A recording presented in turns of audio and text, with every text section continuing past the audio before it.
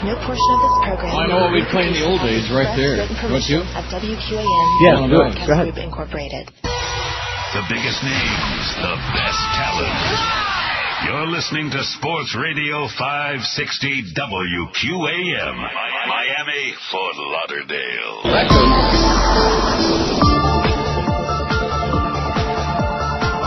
So our engineer was just here, and he could have fixed our problem with the phone thing if they would have let him buy a router, but they wouldn't do it. No, don't spend the money. WQAM presents The Neil Rogers Show. So you're still punching up the buttons down there when you take those great phone calls you can only do. Oh, right. Call toll-free, 877-785-NEIL. Oh, don't spend $142. It might be a waste of money. And your wireless phone.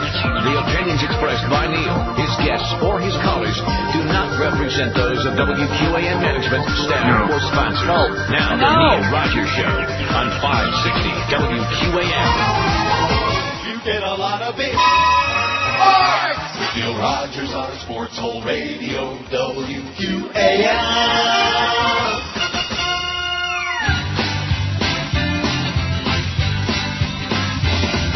Obama tried to put me down, talking about my nomination, but now he knows I'll stick around, talking about my nomination. Won't give up my super delegate, talking about my nomination. If he thinks I will, he must be not, talking about my nomination. This is my nomination.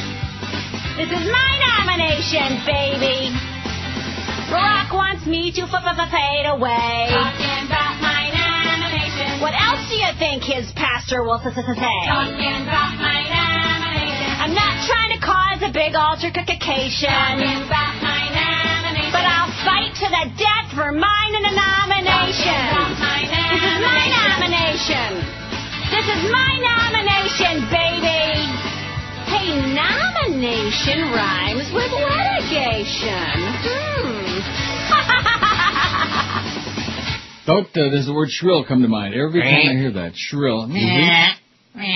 Barack said that. 560 WQAM, happy Wednesday to you. We got the whole crew. George is here, Chris is here. The Toronto engineer was here for about an hour and came up with a conclusion that the router is shot, which everybody already told us. And he said, my first inclination was to go out and pick up a new one and bring it by and hook it up for you. But they said, oh, no, just go over and take a look. We don't want to spend that $142. Hey, they my might. God, No. that's money we could give to George and Chris. We won't, but I mean, that's money we could give to them. So you're still punching buttons. It's just very sad. Like I told you. Whatever. Do it. I have a do-it-yourself studio here, and I should just do it on my own, you know. Well, we'll see what they say. Maybe they'll spring for it, you know? No. It's not a question whether they'll spring for it. It's a question of how soon they'll get it here. Right. How Well, soon if they'll we don't get a about response by end of showtime, then we'll take matters into our own hands, obviously. Well, wait till you hear this story. Well, before we do any stories, join WQM today from noon to 1 for a Florida Marlin ticket hit. A ticket hit. Ticket hit. Swing by the Hooters at Pines and University and get free tickets to see your Florida Marlins take on the Atlanta Braves. I saw about 2 minutes of that game last night. It looked like you could have gone bowling in the stands. Hurry, because once they're gone, they're just gone, it says here, but I don't know. I don't think you'll have like 8,000 people lined up there to get the free Marlin tickets, because they're just like the thing with Jack Martin that Joe was screaming about there at the end of his show. Nobody cares, Joe. Nobody, well, I mean, there are a few people, but you can put them in a phone booth and have room for the Chinese army left over. Nobody gives a flying crap. Don't you understand these things? And the same thing like with the Marlins. Does anybody care? No. But they're getting that new stadium. George is excited about that. He wants to go down there. Thrilled. Aren't you? Oh, yeah. We love the Marlins. They won again. Oh, yeah. They win a few games. Everybody's all, kissing ass. That's right, baby. Leading the league, or leading the division. Division, yeah, I know. Big deal. Who cares? And you know something? Nobody still cares. Well, What? Well, Well, I know what. Nobody cares. I bet you we got that thing on tonight. Yes, we do. First pitch, 10-7. Now, let me ask you this. Now that Mad Dog is getting cut down all baseball season to 2 hours and 50 minutes most days, are they reducing his pay for that? Because how many days a year does he work anyhow? About 30, man. He only works 30 days a year, and now that he's only working till 10-7, you'd think that they would make an adjustment on that, wouldn't you? The only reason I'm sticking my nose in there is because that money could be going to George and Chris. Yeah. And when's your big lunch with Joe Bell? I don't know. What do you mean you don't know? He said that he would get with me this week about he when would we get would with get you? together. What does that mean? Like in the tea room? Yeah, well, I'm not in a position to, jump up and down or anything like that, so I'll just wait. I got to unfasten my belt. I got my clothes Oh, my on here God. because the engineer was here, and I sure that's right. in my boxer shorts. That's right. You had to Well, get during dressed. the break, I'll rectify that situation. You'll take your pants off? Yes. Yes, I will. Well, here's a guy who I guess won't be taking his pants off again. A man fell to his death after a baseball game between the Mets and the Washington Nats at Shea Stadium last night. The man was sliding down an escalator as fans left the stadium when he lost his balance and fell 4 stories around 10 o'clock last night, the New York Police Department said. He died about 25 minutes later at Booth Memorial Hospital. Police identified the man as 36-year-old Antonio Narayansamy of Brooklyn. They say they're investigating the death as an accident. No, maybe the escalator done it. Fry the escalator, put it in jail. He was sliding down the escalator. 36-year-old guy, not some, 16-year-old punk. Not somebody who shouldn't have known better, but some guy who's 36 years old. Now he's dead because he was going to beat everybody to the bottom of the escalator. He was going to slide on down and show everybody how cool he was. Well, guess what? Now I'm dying over here. He's dead. Very sad. Oh, and speaking of dead people, I always like to get the dead people out of the way at the beginning of the show, so for the late tuners in, they don't have to put up with that crap. And if you're really into dead people, then tune in right at the beginning every day, and we like to get them all out of the way. Police are investigating the apparent suicide for a former drummer for rocker Ted Nugent. Too bad Ted Nugent didn't kill himself or somebody. It kills me. Corporal Brandon Gurley with the Paulding County Sheriff's Department says 59-year-old Clifford Davies. Brandon Gurley, I wonder if he's kin to Helen Gurley Brown, because it's spelled the same way. How would you like to be named Gurley? Hey, Gurley man. No, thank you. 59-year-old Clifford Davies was found dead from a gunshot wound in his suburban Atlanta home Sunday. Gurley said Tuesday authorities are awaiting the results of an autopsy. A woman who answered the phone at Davies' home declined comment. She confirmed that Davies was a drummer with Ted Nugent. Reed Beaver, who owns Equimetric Studio in Marietta, where Davies was the chief engineer, says Davies played on a recording of Nugent's trademark song, Cat Scratch Fever. Beaver says Davies called him Saturday extremely distraught over money for medical bills, and then, bada bing. Well, he doesn't have to worry about it anymore. Remember Frankie Pentangeli when Tom Hagen went to visit him in jail? That's right. And he gave him the story about the ancient Romans and how they would go home and open up their wrists, they get in the bathtub. That's right. And how their families would be taking care of all of these things. All of these things. So if you can't pay your medical bills, George, or any of your other bills, things are getting really tough. I got a big plan for that. That's right. Washington News Alert. Uh-oh, what is this? Oh, the Pope's White House visit. I don't care. Hubman Dreard. The Pope's White House visit. On my BlackBerry, no less, that thing. Washington News. Breaking news! News alert! Breaking news! Every time somebody farts the wrong flavor, it's breaking news! When breaking news? I'm sick of it. Oh, didn't we do this one before? Somebody suggested this poll, the Marooney Dodge. Boy, they're really chronic over there, man. All day long they're pumping out faxes to us. I hope they're selling as many cars as they're sending faxes to us. The dead former South Florida broadcaster I miss most is... And, of course, this has only got a few on here. There's so many. It's got Ann Bishop, Bob Weaver, Walter Cronice, Don Cox, Ralph Redneck, Chuck Zink, or Big Wilson. What about Mike Ranieri? What about Bill Calder? Who else am I leaving off here? Dead broadcasters. Bob Weaver, it's on here. Anybody? Well, it's one for... I'm sure we've done that. We have, I think. But we can do it again. Why not? Here's the poll from yesterday. 1,079 votes, boys. The numbers on these polls the last 2 days, not too encouraging, probably because it's Pesach coming up this weekend. You think that's got something to do with it? Not. I wish Neil would change nothing, 384. Except maybe those nasty corduroy pants. The ones that swish against each other when you walk. You keep asking me about that. They make those sounds. Mm-hmm. Yeah. I've got that sound here somewhere. Wait a minute. In the 360. Here, no, that's not the right one. I've got to be very sure I don't play the wrong one. That's right. Or we're in deep crap. I'll never find it. It's not important. Change Nothing 384. Take Calls 294. Oh, I know where I can find it. It's number 3. There it is. That's the sound that your pant legs make. That's right.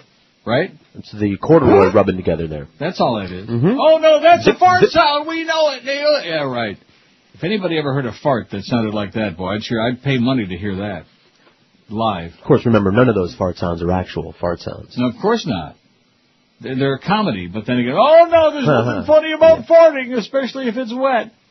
I wish Neil would take calls 294. Well, we are and we do. I don't know. I don't know why you people are so stubborn about that crap. Although yesterday they were okay. Not spectacular, but they were... Okay. It was a movement in the right direction. I wish Neil would live forever, 274. No, I'm getting tired. Old and tired. Like the Pope, there he is. Baruch atah Adonai. Take off the yarmulke, okay? You stole it from the Jews. Stop reading stories, 61. Well, that's not very many, only 5.5%. So that's the message to me, that of the people we have left listening out there, they don't mind the stories. I got a lot of good stories today. Many stories. Remember he said, well, there's all kinds of stories on the street about Don Corleone. Remember that? Mm-hmm. And then Sonny got a little bit upset. Sonny had that famous temper, you know. That's right, hothead. I wish Neil would retire, 42. Croak and die a wicked death, 24. Out of 1,079. Croak and die a wicked death, 2.2%, 2.2. Very nice. That's South Florida for you. In fact, I should be surprised it's so low. Today's poll, what's the most exciting play in sports? Oh, there's too many choices on there. I better do the break, because by the time I read them, it'll be midnight. And you see what's winning? I hate sports. 103, I hate sports. But what about Jacques Martin and the fired coach is going to choose the next coach? You know, aren't you all upset? And what about Mike Keenan? Let's get him back again. And what about Alan Cohen is an a-hole? And what about all of that? You know, we know that. We know these things. And not that anybody cares. It's just amazing when you've got 16 sports stations on here in a market where all of the sports, all the venues have these big chunks of empty seats for every event, where the teams suck and the fans don't care, and it's like, oh, you're wrong, Neil, that's all our guys, real guys, that's all they talk about is sports. That's right. Like right. George. Right. Roller skating. Yeah, I'm doing things, not watching things. Well, yeah, you're doing it. That's right. 12 minutes after 10 at 560 WQAM, we got the Jack Show at 2. Wow, that's still on. Mad Dog 4 to 6:50. First pitch with Jesse Agler, the Florida Marlin pregame report for 10 minutes with 8 minutes of spots. Then we got the Dolphins all assets 7 to 9, and then the DA show has to follow all of that. Poor DA, man, I feel bad for him. Oh, God. Norma Camp. Mr. Kent, this is Clear Channel. We're prepared to offer you... Let's see, here's my Mickey Mantle rookie card. Norma Kent. Hello, Mr. Kent. This is XM. We're looking for an anchor show for our network. Would you... Where's my Ed Crane pool? There it is. Norma Kent. Hello, Mr. Kent. This is Bill Collins. If only I could find my Marv Throneberry. Norma Kent. Ho-ho! Joe Bell here. Hi, Joe. Oh, just calling to let you know an agreement for more of the same of nothing to go nowhere is still underway. Ho-ho-ho-ho! Okay, ooh. What? I found my Shoeless Joe Jackson card with the ringtone. La la. La la la la. La la la la. La la la la la la la. 10:17 at 560 WQAM. Happy Wednesday. It's April 16, whatever that means. There's nothing significant about today, although we got we got Pesach coming up this weekend, and we got April 20th coming up soon. Yes. And you want me to read this long. Well, you do, because it's right up your alley. The Stoner holiday. Just in case you were short on stories today. I'm not. I remember a while back we had a conversation about the 420 thing, and I just didn't know if you still understood it or not, or cared, so there you go. You don't remember that? Yeah. Okay. You asked about where it came from. I still don't care. Okay, because you asked where it came from and what it meant and all that. So there you go. For years, it says the 420 label remained obscure enough to be a viable code and inside joke, but by the late 90s, it was being pressed into use everywhere from personal ads, 420 friendly, to clocks and scoreboards in the background scenes of popular movies. Perhaps its most noticeable effect was the choice of April 20th as a day of reefer reverence, chiefly on American college campuses. So everybody light up on the 20th, which is what day? 18th, Sunday. Oh, never on Yes. Sunday. On the Lord's Day? Especially on a Sunday. Oh, my God. Oh, my God. Twice on Burn in Sunday. hell. You're going to be burning a fat one in hell, I'll tell you that right now. A once clandestine counterculture pot-smoking holiday observed each April 20th has crossed into the mainstream this year with public gatherings that will attract thousands of participants in marketing campaigns that tout a trio of marijuana-themed movies. You know, even with Firefox, Yeah. there are still those little pop-ups every once in a while. It's just Castle Media, whatever that is. I'd like to kill whoever's responding. I mean, you know, it takes half a second to get rid of them, but I don't like it. Indeed. I don't want to see them. I don't want to. As anti-drug activists chafe the so-called 420 celebration. Now, why does it say, it shows the number and then it says pronounced 420? In case you think it's pronounced... we're going to say 420? Yeah. No. For the really slow out there. The so-called 420 celebrations are taking on a life of their own, said Alan St. Pierre, executive director of the National Organization to Reform Marijuana Laws. Oh, Norma, I'm sure, is still big on that. Who's been working on marijuana issues for 17 years. Norma and Normal. St. Pierre thought the phenomenon was peaking about 10 years ago and instead watched it continue to grow thanks to the commercial efforts and a remarkable cultural push for something that is not owned by anything that nobody profits from per se. And it goes on about all their chapters and bada-beep, bada-boop, bada-bop. It's like you said, if I run out of material someday, I'll put that down there at the bottom of my pile. There you go. God. Oh, and I tried, look at that, I tried to print out the poll so I could read it off the sheet. And? Didn't work. Just the clock in the upper left hand said 10:19:21. That's because I didn't click on the screen before I went to my print. And sometimes that makes a difference, and sometimes it don't. You know, all this age of computers, man. It's voodoo magic. An old fart like me messing around with computers, that's bad. I was explaining to our Toronto engineer here about how I ordered that backup power supply unit and hooked it up and plugged it in and diddled it and paid for it myself, of course. What's the most exciting play in sports? 582 votes so far. Chris is very dismayed at that number and that we're not going to make 1,000 again. We're not making 1,000, which means we got nobody out there. What? I'm so sad. What was it yesterday? Not good. What was it by the time we left? I think it was like, I don't know. I mean, we wound up with 1,079, but that was after the show. Nowhere near 1,000. Now, maybe we got to 900. I don't know. Remember, George? George says no and doesn't care. Nope. Most exciting play in sports, 582 on the poll. I hate sports is winning, 106, 18% of this audience. I imagine those people are listening to the sports shows. Not. What are you laughing about? Oh, Chris made a funny face. I'm sorry. Must be. That's not funny stuff. That's our bread and butter on the station. It is? Right. Kick return for a touchdown, 96. Hail Mary, 55. Like Doug Flutie against the Hurricanes 100 years ago. I remember that like it was just yesterday. Hail Mary. Play at the plate, 46. Buzzer beater, 35. Stretch run, the thoroughbreds, 35. Goal line stand, 32. Inside the park home run, 32. Knockout punch, 29. Breakaway goal, 25. And then it says hockey in front, like we have to point out that it's in hockey. Oh. Stock car crash, 25. Penalty shot, 19. Suicide squeeze, 12. That's what I was doing at the Hilton a couple weeks ago. I felt like it was suicide. I wasn't squeezing though, but didn't have to. 5-on-3 penalty kill. That's hockey. 12. Matador toss 6. Header goal in soccer 6. Shootout 5. That's because most of the audience haven't got any idea what that is. Alley-oop 2. Sulky crash 2. I mean, that is just so grotesque. Sulky crash is a play in sports? That shouldn't even be on there. Well, the car crash is on there. But neither one of them is a play in sports. Well then. That's just a venue there for statists to get on the pole and say sulky crash too. Great. Those are the real racing fans. Oh yeah, there's nothing like yeah. Jesus God Almighty. Streaking home 1 and a fast break 1. What does that mean? Streaking home. Running to the plate with your clothes off. What does that mean? I guess that would be like running home from third. I guess I don't know. It's your poll. Well, we've got play at the plate and we've also got stealing home. I think isn't that on here somewhere? Yeah, it's right there with it. Oh, it's supposed to say stealing home, and it says staking home. That's what it is. It's a typo. Sorry. It's supposed to say stealing home, and Eric wrote staking home. Well, Hey, listen, nothing's perfect, okay? And George says he don't care about it anyway, so what difference does it make? There you go. Am I right? Yes. Yes.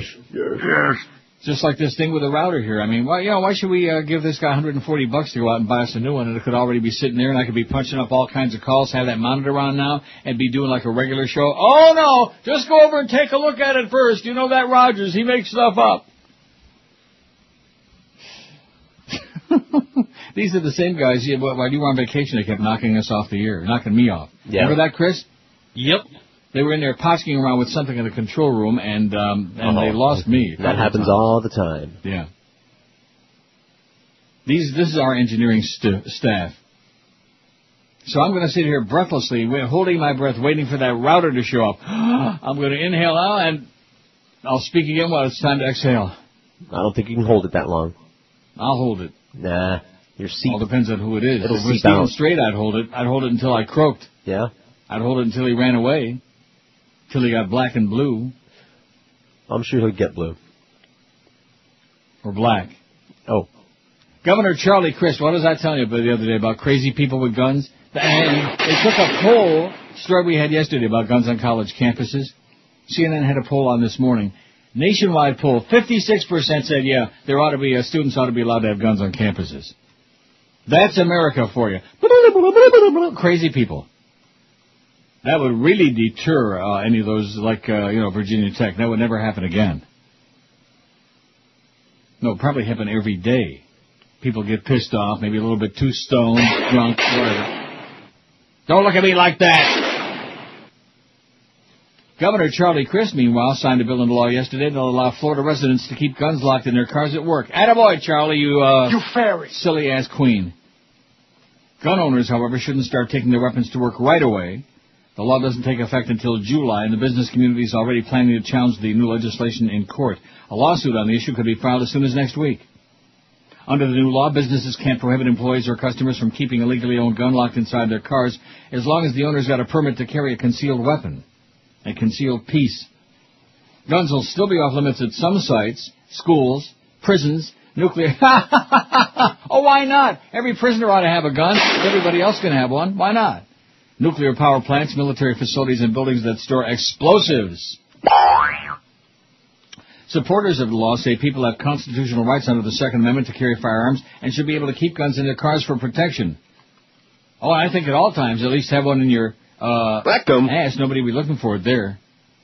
Business owners have argued that they have a constitutional right to set the rules on their own property. They say they should be able to ban guns if they choose in order to protect employees and patrons.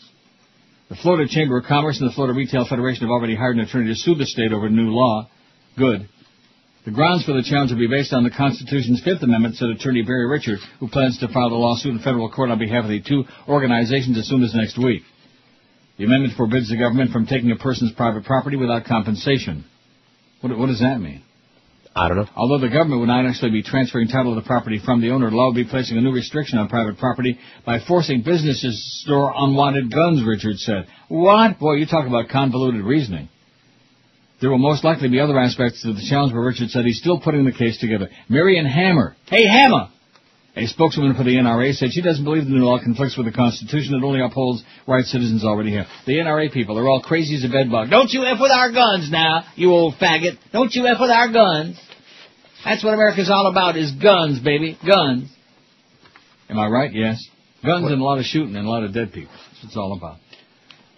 27 after 10 at 560 WQM. It's back, and it's huge. Exotica Miami Beach, the largest adult event on the East Coast, is coming back to South Florida this weekend at the Miami Beach Convention Center. Exotica, presented by Hot Movies, features the hottest adult stars signing autographs, wild live entertainment, super sexy seminar series, and over 200 exhibitors. That's this Friday, Saturday, and Sunday at the Miami Beach Convention Center.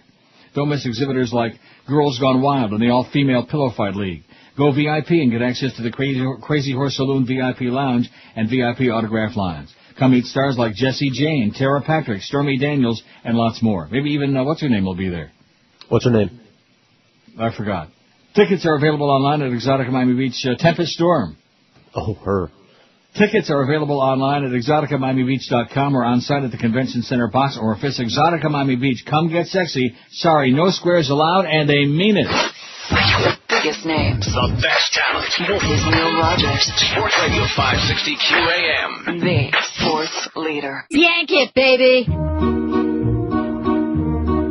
Alright. Lattes from Starbucks and hot Asian women. Truffles of chocolate and books by John Grisham. Implants for the Mrs. IKEA shopping. These are a white person's favorite things. Hedge funds for profit and rap songs by Diddy. Barack Obama and gay-friendly cities. Botox and sushi at dinner parties. These are a white person's favorite things.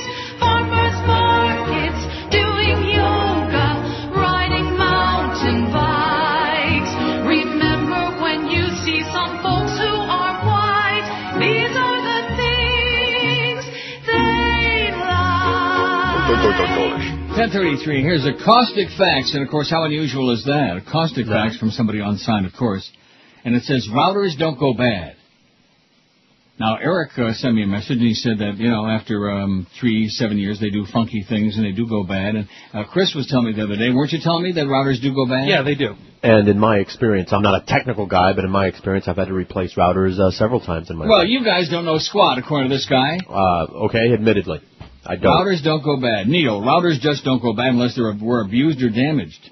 The firmware needs to be upgraded from time to time, but they rarely just go bad. Well, guess what? My engineer here tried to update the firmware online, and it wouldn't accept the update.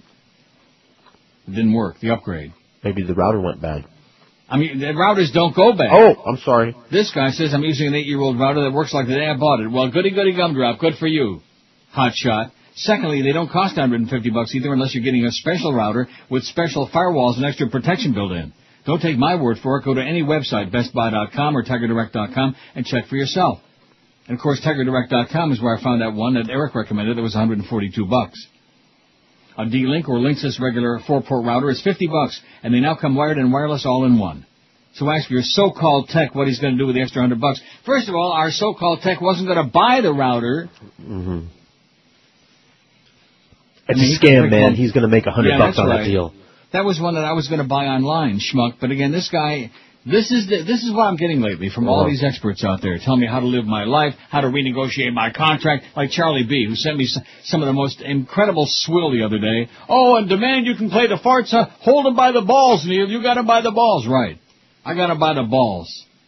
This is a man who hasn't got any idea what he's talking about. You people who are listening out there, and thank God we got some, but you don't understand the nature of this business. It ain't what it used to be, in case you haven't noticed, okay? It's a shadow. It's a faint shadow of what it used to be. And this crap about I got him by the balls, how many choices have I got, Norma Kant? I got no choices. I'm here. And I'm not complaining about it either, because like I said, sometimes the poison that you know is better than the unknown poison. Anyway, this guy goes on, I'm an A+ and N+ computer tech and have set up many routered systems. I've never seen a router just go bad. And never paid more than $50 for a new one except in rare cases. P.S. I found this bridge in Brooklyn. I'm going to bring it up this weekend to sell it to you. Like I'm some kind of a schmuck. Because I don't know how much routers cost. Well, excuse me. Excuse me. Just like this backup power supply that I spent $180 on. I probably got ripped off on that too, right? Oh, geez, you could have bought that for $40. $5. Maybe not $5, but I guarantee you. $8. That's right. Mr. Smarty Pants. Now, although I do find something interesting, and I did look on there on bestbuy.com, they have wireless routers. Yes. So you don't have to, plug all that crap into them? Well, for your wireless devices. What does that mean? In other words, you have your wireless laptop, your laptop that can, I don't have any of that. Okay. So then forget about that. Right. So in other words, that was also something he didn't need to have bother telling me. Correct. A D-Link regular 4-port router is $50. Yeah, I mean, there are different kinds of routers, just like there are different kinds of cars, refrigerators, Yeah.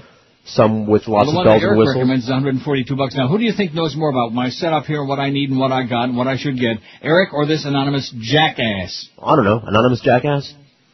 He's an expert. Routers don't go bad. Well, as soon as I saw the heading on it, the first line, I should have known this was an idiot. But that's where it's at these days. It's either people giving me a song and dance about how I should negotiate my deal and where I should be working and what I should do and what I should have for breakfast. And Well, what is that all about? Talk about arrogance. People you don't even know telling you how to live your life and how to do your job and how to do the show. You're on the radio. They listen to the show. show. Them. They know you. They don't know squat. Oh, there's the Pope. Oh, and they're singing and they're quelling. Ave Maria, and all this other crap. Look at that. And this guy looks like he's been dead for 20 years, for Christ's sakes. I got a good caustic article about the Pope, by the way. I'm going to move it up in my pile. You'll like this one later on, though. Majority find Clinton untrustworthy. How do you like that, Swillery? Oh, now don't tell me I can't find a thing about the Pope. That would be really bad, wouldn't it? There it is. By Margaret Kimberly on the Smirking Chimp. I'll do it after the break. Pope Benedict Go Home is the headline. Pope Benedict Go Home. And let me ask you another question. Okay. Why is it that people who aren't Catholic should give a flying crap about the Pope? Well, even assuming the Catholics should. Why should the rest of us care? You shouldn't. Isn't this part of what goes on with the Catholic Church and with religions in general? But especially with the Pope. When the Dalai Lama shows up, they get all whipped up about that for about 2 minutes. But when the Pope shows up, oh my God, there are going to be angels singing and the world is going to start spinning around like at 78 RPM and people are going to have a nervous breakdown. And there's Bush and the Pope. Bush and Laura, welcome to the White House.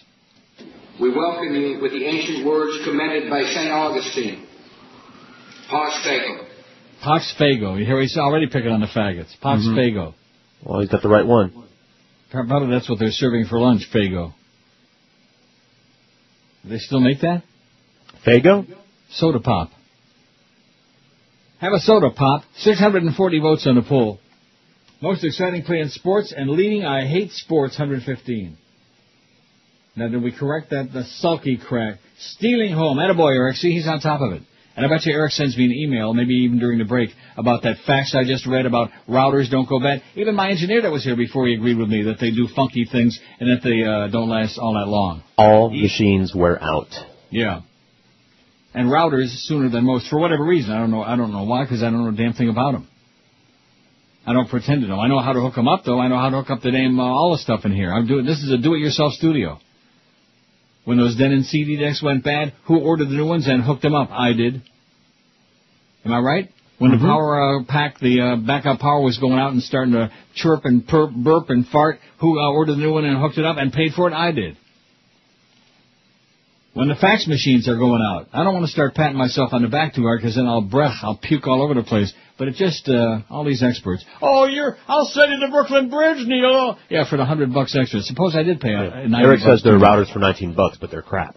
They're crap. That's right. They're cheap routers, and of course cheap. That's what this guy is, this A+, N+, A+ A-hole. Biggest names. The best talent. This is Neil Rogers. Sports Radio 560 QAM. The sports leader. You're a bastard.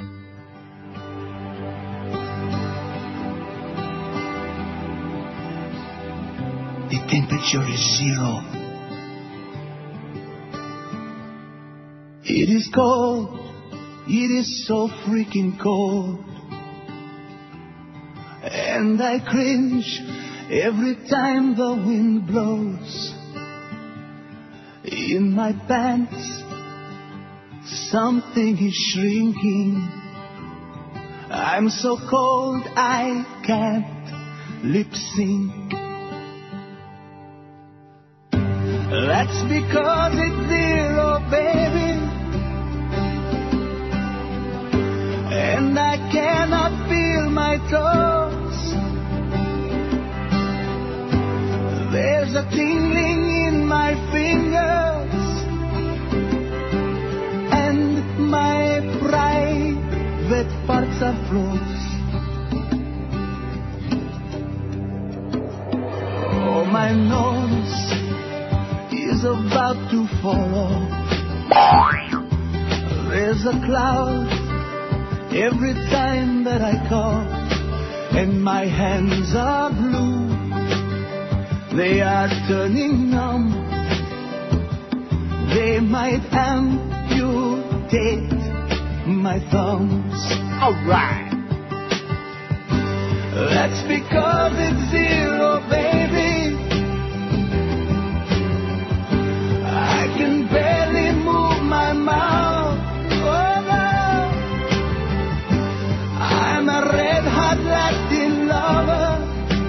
increíble. But first I need to be thought out. Yes, I need to be thought out. That's because it's zero. Hace frío. 10:46, 14 before 11. Boy, sure haven't played that in a long time. So Eric has found, because this guy's so persnickety that sent you that jackass fax, he found the same router for $91 now. Okay. But by the time I would pay customs and shipping up to here, it'll probably be about the same amount. But if we'll make that guy happy, I'll buy the one for $90. Oh, you're still getting ripped off. I bet you Eric is getting $80 of that. That's right. Kickback. Right, that's right. He's kicking it back. So there was no follow-up fax from this jackass? No. Give me instructions on life? I hate people like that. No matter what you know or what you say, they know better, which doesn't mean that sometimes we can't be wrong, you know?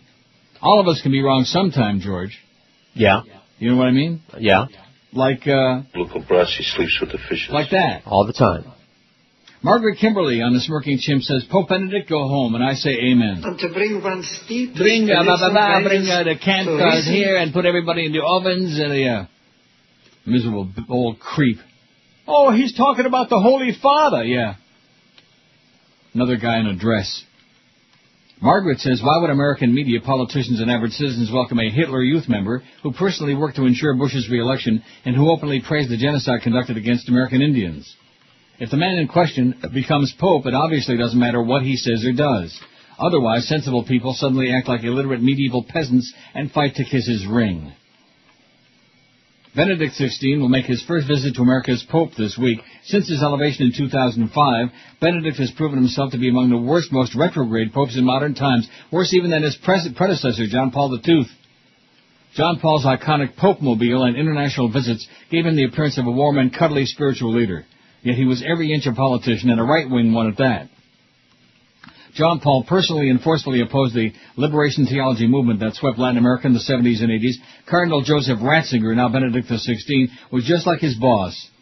As head of the Congregation for the Doctrine of the Faith, which used to be called the Inquisition, Ratzinger crushed all efforts to question church authority to promote leftist political activity. Known as God's Rottweiler, Ratzinger forced Father Leonardo Boff, father of the liberation theology, to retire to a monastery and shut up about liberating oppressed people. Ratzinger didn't confine his politics to Latin America. In 2004, George W. Bush asked the Vatican for help in his election campaign. Not all the American bishops are with me, he whined. Bush's wish was Ratzinger's command. Ratzinger wrote a letter to American bishops and instructed them to deny communion to politicians who supported abortion rights. This letter was written in 2004 when John Kerry, a pro-choice Catholic, ran against Bush. The communion controversy was just one of the ways in which the Kerry campaign was weakened by the Bush administration's successful mobilization of conservative white Christians.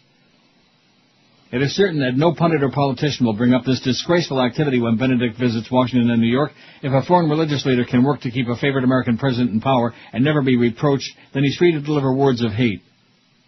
Since he became Pope, Benedict has heaped insults on American Indians and Muslims all over the world.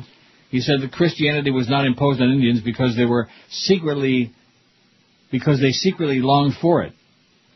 Rubbing salt into the gaping wound, Benedict added that worship of traditional Indian religions would be a step backward. Not content to insult the Indians who survived the Holocaust inflicted upon them by Europeans, Benedict proved himself to be just as bigoted toward Muslims. He quoted a 14th century Byzantine emperor who said that the Prophet Muhammad brought only evil and inhuman things to the world. Despite his blatant bigotry, Benedict is still treated with respect and admiration. It certainly is good to be the Pope. Dwelling in the same house, and around that table. How do you like that? It sounds like an old Jew with that schmat on his head. Maybe he's getting ready for a Passover Seder, huh? Baruch atah Adonai, you crazy old coot. While European nations were killing Indians, they also began the enslavement of millions of Americans. The Church put the full force of its authority behind slavery from the earliest days of European incursions around the world. In 1455, Pope Nicholas V gave permission to invade, search out, capture, vanquish, and subdue all Saracens and pagans whatsoever, and to reduce their persons to perpetual slavery. What are Saracens? Saracens? Yeah. Arab types. No! The Church didn't stray from that point of view for centuries. As late as 1866, the Church said, it is not contrary to the natural and divine law for a slave to be sold, bought, exchanged, or given. When Benedict visits Washington, D.C. and New York City, he will say Mass before huge crowds, and politicians will sharpen elbows and call in favors in order to be seen with him. No one has asked him to apologize for the Church's past support of these genocides or for his own hate speech. Unlike Jeremiah Wright, who spoke truthful words, Benedict will be lionized for telling lies, for justifying centuries of atrocities because the perpetrators look like him. Catholics are not the only Christian denomination who justify genocide and enslavement. America's true national religion, manifest destiny and white privilege, has very old and very deep roots. They start with the premise that Europeans had the right to claim foreign lands as their own and kill, buy, and sell human beings. Most Americans, regardless of denomination or religious affiliation, see nothing wrong with Pope Benedict's racism. That's why he'll be welcomed with open arms. The German-born ruler of the Vatican may be very American after all. Hey, let's hear it for Papa, the Pope. He's smoking a big fat one. All right. And isn't it appropriate that there's one butcher standing there applauding your president, and another butcher just sat down on his old pimply ass? Sounded like he was talking about a Jewish accent, didn't it? It sounded like it to me. It did. Who the hell are you kidding, Pops? God. By the way, do you hear a buzzsaw sound effect? No. Okay, because the DCS computer in here is about to blow up. So, if you hear an explosion, that's what it is. Well, that's not good. No, I know.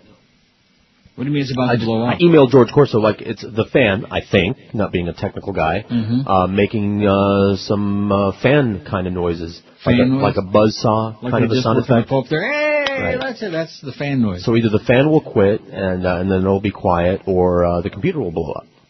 Well, that's not good. I was just funny you should mention that, because I was talking to our engineer here before, the real engineer, about the DCS. That's my only concern in the studio. Now that I signed another 400-year extension of my contract. Right. And he said, well, it's already outlived its, in other words, any day. Any day, right. Same for this one here. Well, what happens then? What do we do then? I got a lot of stuff on the regular computer, but not nearly what we have on the DCS, as you know. That's the main library. That was the question. The heart. The question was, what do we do then? Punt? What word was that? Oh, punt with a P.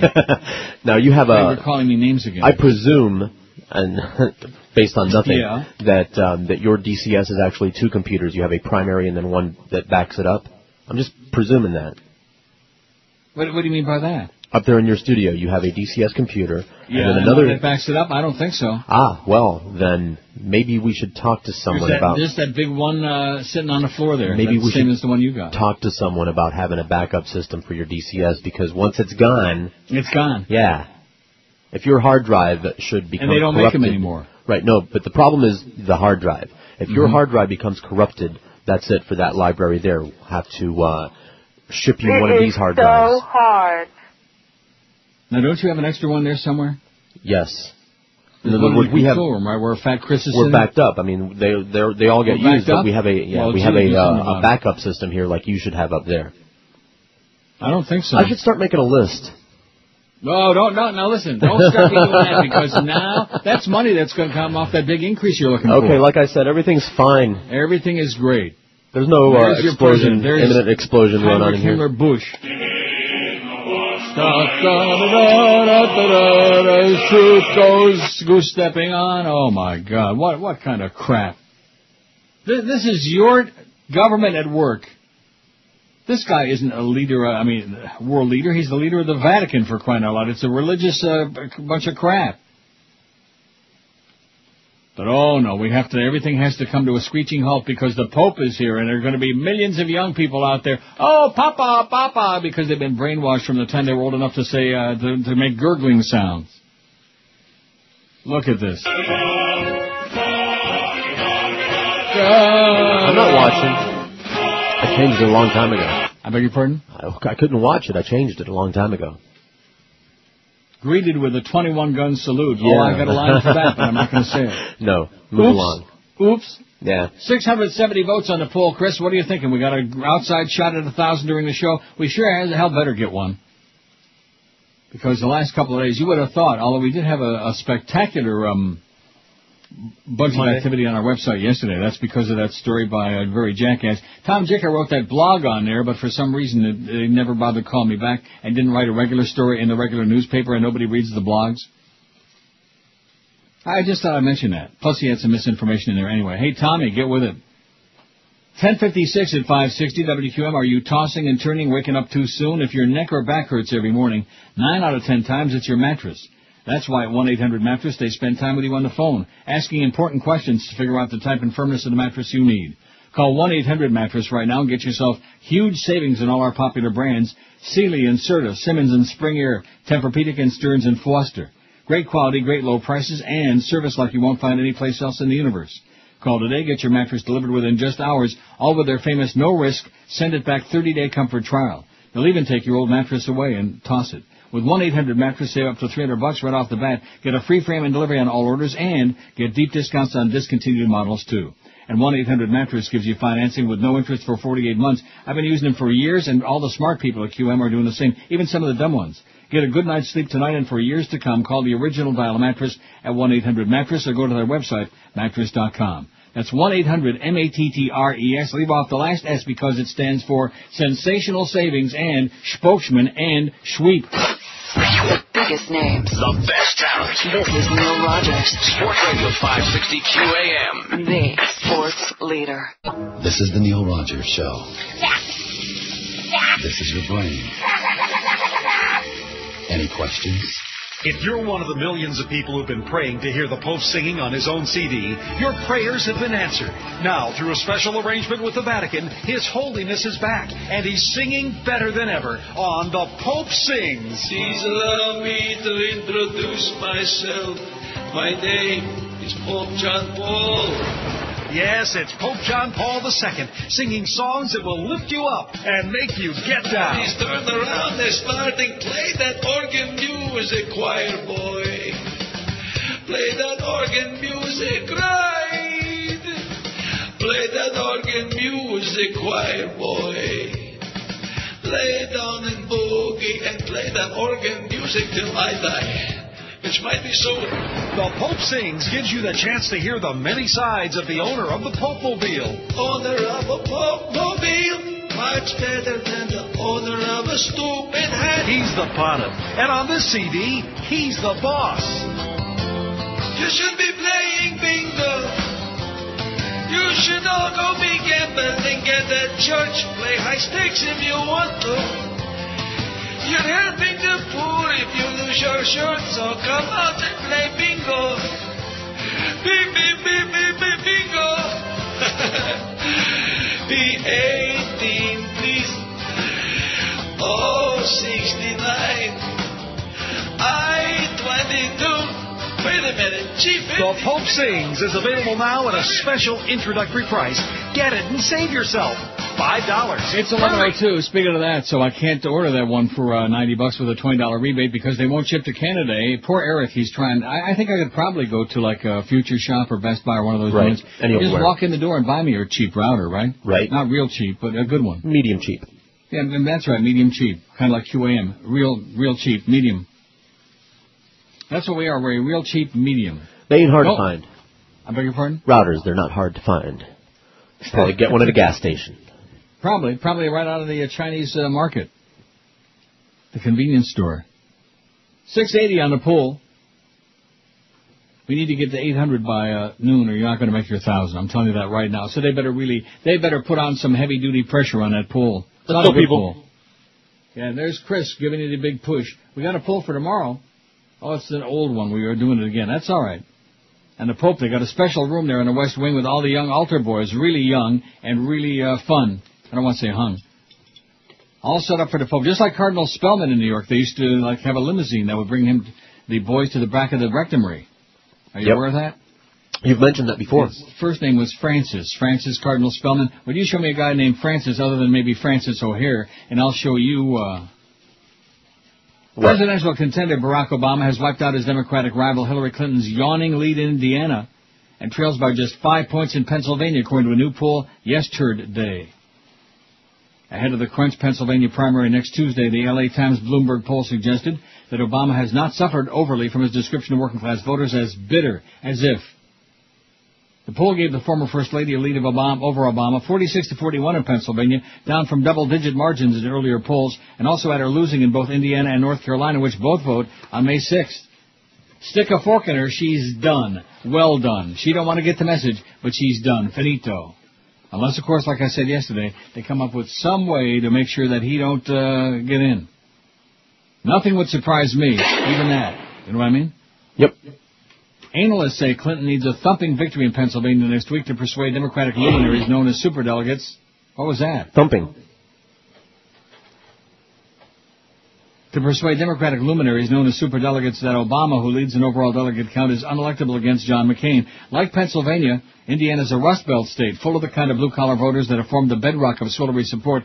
Another poll released Monday by Survey USA gave her a 16-point lead there, but the LA Times poll conducted from Thursday to Monday at the height of the bitter furor had Obama ahead in Indiana, 40-35 over Swillery. The LA Times poll also had Obama up 13 points in North Carolina. Other surveys also suggest the man bidding to be the first African-American president will benefit from the southern state's large number of black Democratic voters. Another poll by Quinnipiac University out earlier yesterday had Clinton leading Obama in Pennsylvania by only 6 points, 50-44.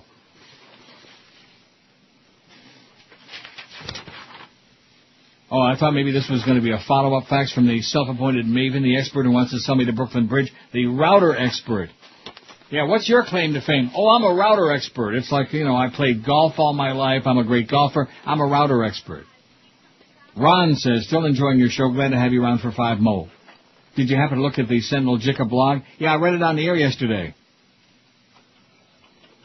A couple of comments call out, Tom, in a way he's changed his tune on your possibility of success. Yeah, I read the comments, too. And keep in mind, Ron, the people who write the comments, most of them are, although Tom never did write a column suggesting, I saved that for a long time, that one he wrote when I came up here 6-7 years ago. Oh, how is he going to keep in touch with South Florida? It's going to be a real challenge. Well, somehow I've done it.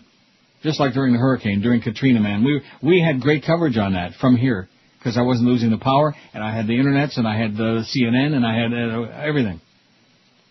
So it seems like Tom is also very thin-skinned. Quite funny, though. You should take a look. I already saw it, Ron. You should take a look. See what I mean? I already saw it and read it on the air, Ron, yesterday. And also tried to put it on our website, but it didn't get on there for some reason. I sent that story to Knuckle Nuts. Cordis. Knuckle Nuts. Never heard that one before. Well, I just made it up. By the way, the fan stopped making noise, which could be a good thing or a bad thing. Good.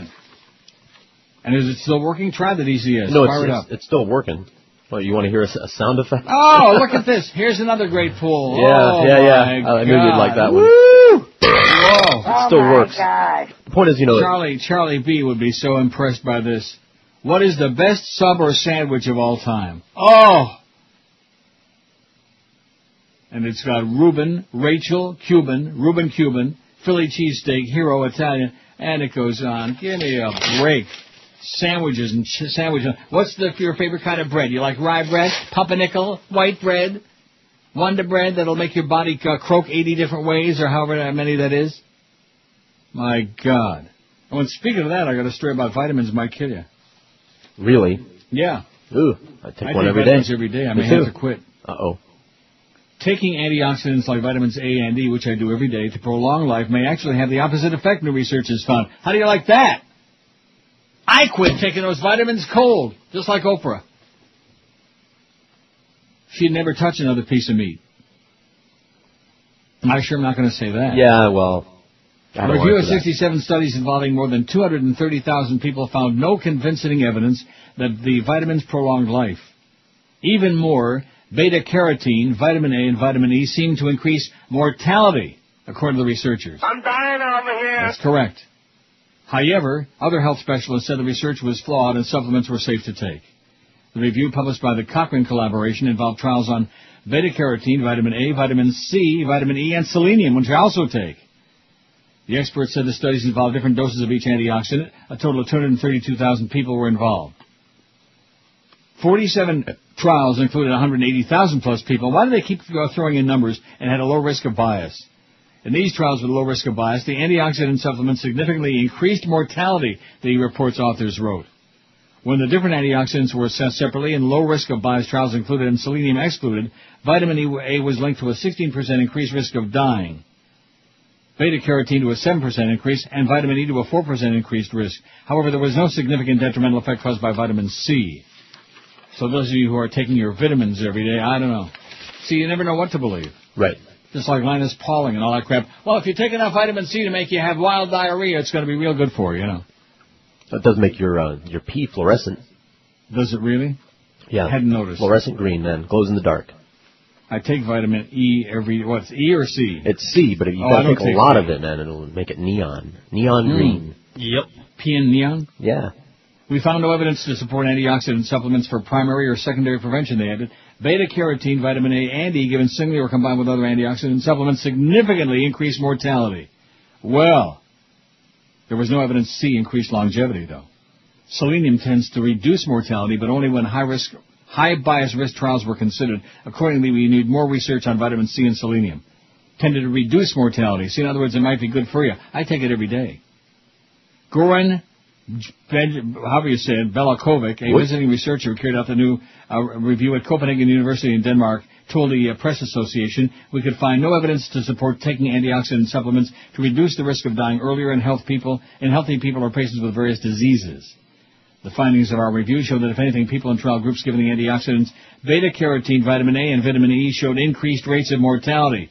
They were all screaming. I'm dying over here. Patrick Holford, nutritionist who's formulated some supplements for the firm BioCare, told Press Cochrane that Press Association Cochrane's review was a stitch-up. Whatever that means. That's another one in Brit. What does that mean, a stitch-up? Yeah, I don't know. Antioxidants are not meant to be magic bullets and should not be expected to undo a lifetime of unhealthy habits, Holford said. But when used properly, in combination with eating a healthy diet full of fruits and vegetables, getting plenty of exercise and not smoking, antioxidant supplements can play an important role in maintaining and promoting health overall. Dr. Michelle Sadler of the Health Food Manufacturers Association said the analysis was flawed. Well, of course she would say it. They want to peddle you a whole bunch of vitamins. Healthy consumers can still feel confident they can safely take their antioxidant supplements, she said. Based on what? Based on she said it. And they want to sell a lot of stuff to you and make a lot of money. Well, I don't know what to do about that. What do you think? I'm going to continue along. I'm going to keep taking them. Considering, the evil, all the crap that I eat and no exercise, although I do a lot of walking. Right. I was thinking about that yesterday. Just walking from the parking lot when I drive to Woodbine, which I do a lot. And I did win yesterday again, by the way. $900, Chris. All right. Walking from the parking lot just into the entrance and walking around inside. That's more walking than I do just in one visit than I would do in a whole year in Florida. Right. Where are you going to walk in Florida? I know. Around the house. Around the block? Sure. No sidewalks out by me. Oh, today is the Pope's 81st birthday. Well, you know what? I still say Chum Indri. The biggest names. The best talent. Look at him. This is Neil Rogers. Sports He's got evildoer ragged on his forehead. The sports leader. And loves Neil Rogers. The pub smokes dope. The pub smokes dope. God gave him the grass. The pub smokes dope. He likes his smoking mask. The pub smokes dope. He's a groovy head. The pub smokes dope. The pub smokes dope. Oh yeah. Oh yeah. Oh yeah. Got him high on mescaline, facing high at back. Hopes in Rome get stoned on grass. Jesus brings us back. Jesus Christ is super hippie, never shut up chunk. Hopes in Rome get stoned alone. Priests in church get drunk. The Pope smokes dope. God give him the grass. The Pope smokes dope. He likes his smoking ass. The Pope smokes dope. He's a groovy head there. The Pope smokes dope. The Pope smokes dope. Oh yeah. Oh yeah. Oh yeah. Now Jack and Jill went up the hill to fetch a pail of water. Jill forgot to take a pill. Now she's got a daughter. Taking pills is not a joke for a groovy Pope. Birth control can be a toke of marijuana smoke. The Pope smokes dope. God gave him the grass. The Pope smokes dope. He likes his smoking ass.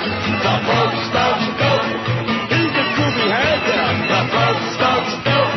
The Pope smokes dope. Oh yeah. Oh yeah. Oh yeah. The Pope is getting higher. The Pope is getting higher. The Pope is getting higher. The Pope is getting higher. The Pope smokes dope. God gave him the grass. The Pope smokes dope. He likes his smoking ass. The Pope smokes dope. He's a groovy head there. The Pope smokes dope. The Pope smokes dope. The Pope smokes dope. The Pope smokes dope.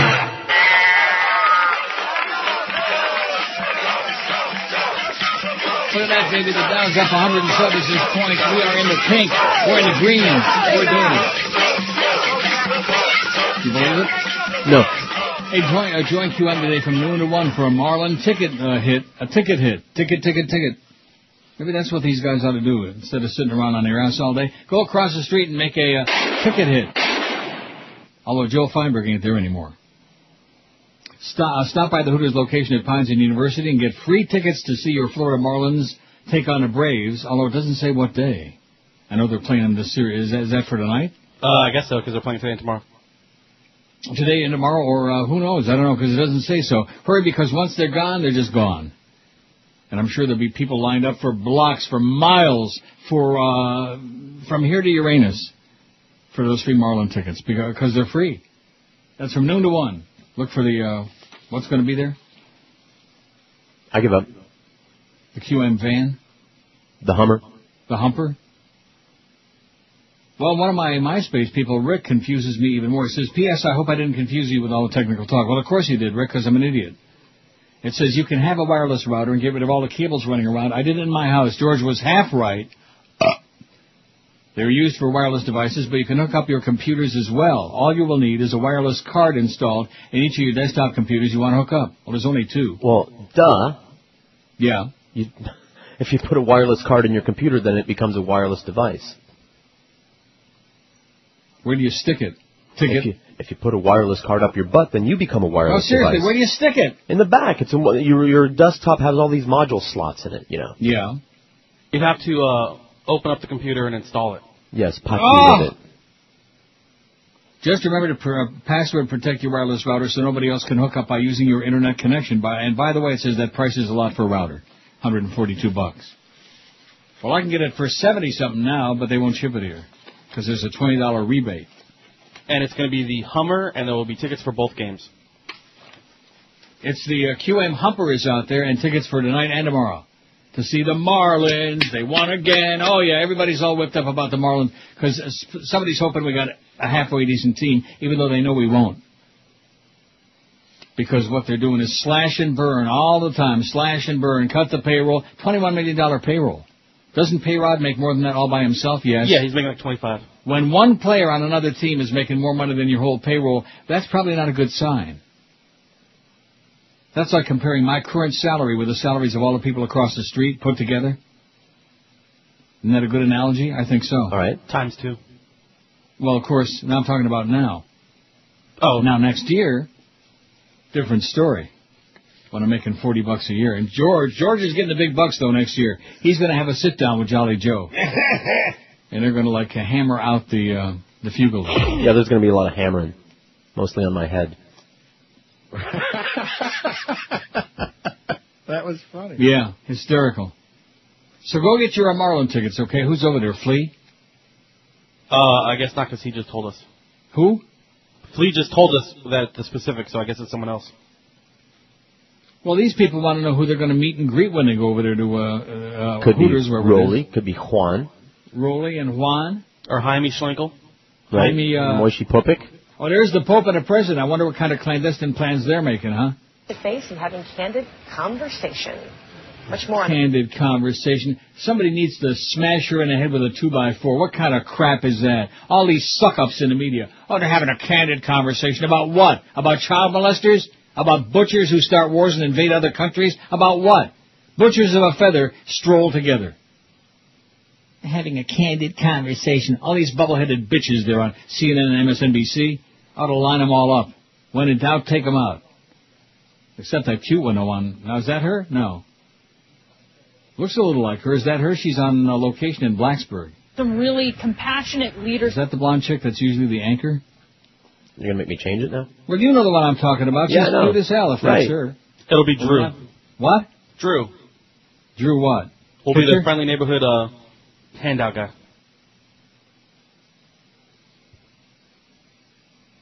I'm talking about some hot chick on TV and you to give me a song to dance about. Well, while he was changing channels, nobody cares, Chris. Nobody cares. Somebody might. Well, they don't. All they want is the free tickets. They don't give a crap. If it's like, no matter who it is. Ishka Bibble, if he's there handing out the tickets, they don't care. If it's the ghost of Big Wilson, they don't care. If it's Greg Reed's brother-in-law, they don't care. 720 votes, you're not going to make no 1,000 a day, mister. No chance. What are you talking about?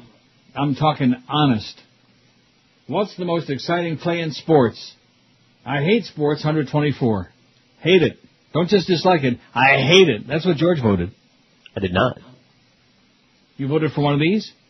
No, I was locked out. Somebody had already voted, but I would have Good. voted for the car crash or something like that. That's not a play in sports. It's on the poll, so guess what? I would have voted for that. Matador toss, that's what I would have voted for. That's exciting. In Hollywood. You ever see a Matador get tossed? Not a play in sports. Yeah, I've seen films of it. It's a thrill. It's not a play in sports. And I don't hate sports. Kick return for touchdown, 119. Hail Mary, 69. Holy Mother of God, blessed art thou amongst sinners, and blessed is the fruit of thy womb. Play at the plate, 55. Buzzer beater, 49. Stretch run in thoroughbred racing, 44. Especially like affirmed in Aladar. Or, what was the other one? Easy goer and, what was it? Sensational spectacular bid? No. Sunday silence. Oh. We used to have that on a cart with Tom Durkin. You can hear his chair squeaking. Because he's a big fat guy, Tom Durkin. You can hear the chair actually squeaking on that. Inside the park, home run 41. Goal line stand 39. Knockout punch 34. Breakaway goal in 30. In hockey 30. Yeah. Stock car crash 28. Penalty shot 22. There's too many choices on here. Suicide squeeze 18. 5-on-3 penalty kill 13. Matador toss 11. Stealing home 8. Header goal in soccer 7. Shootout 6, alley-oop 3, sulky crash 3, and fast break 1. Sulky crash my ass. That's just, it's not a play in sports. It's an accident. It's like saying, the most, like the stock car thing. It's like saying, what's the most exciting thing you see all day? Bad car crash when a whole bunch of people get killed like that. You know, a bus and a van like that. That's exciting. Sean. Sulky crash. This is a man who obviously is a harness racing expert, an aficionado. And you've been falling down on the job today. We haven't had much race talk. Well, big numbers of now, is this the chick right here? That includes... Oh, wait a minute. Let me get back. I don't know. I'm looking at some ugly queen on the HPI, on the racing network. Because I think it's the one that we were talking about before. Yeah, that's her. Yeah, she looks just like intern Shannon. She's beautiful. She is lovely. Former intern Shannon, I should say. Yeah, the one that used to crouch on the floor a lot with you hovering over her ass. Yeah. What's your point? You gave her a lot of assignments. That's my point. That's right, and she took right to them. Mm-hmm, evidently. Well, that's George for you, man. He's a philanderer and a whatever. And that's why he's sick all the time. No, it isn't. The best talent. Boy, I'm not. Neil Rogers. Sports Radio 560 QAM. The sports leader. Holy Mackinac! This is Joe Bowen, the voice of the Toronto Maple Leafs, and you're listening to the Hockey Authority, Neil God. Well, I was shopping at the store for some food. Buying groceries never felt so good. Too bad I didn't know my credit was whacked. Store security was breached and their database got hacked. C-R-A-P, that spells me. My credit is crap.com, baby. I'm as screwed as I can be. Thought about killing myself, maybe. Now instead of eating good and getting fat, my identity was stolen and now my life is just crap. C-R-A-P, that spells me. My credit is crap.com, baby. All right, 11:31 at 560 WQAM. Guess what, Mr. President? Well, we got to take some calls this half hour. Okay.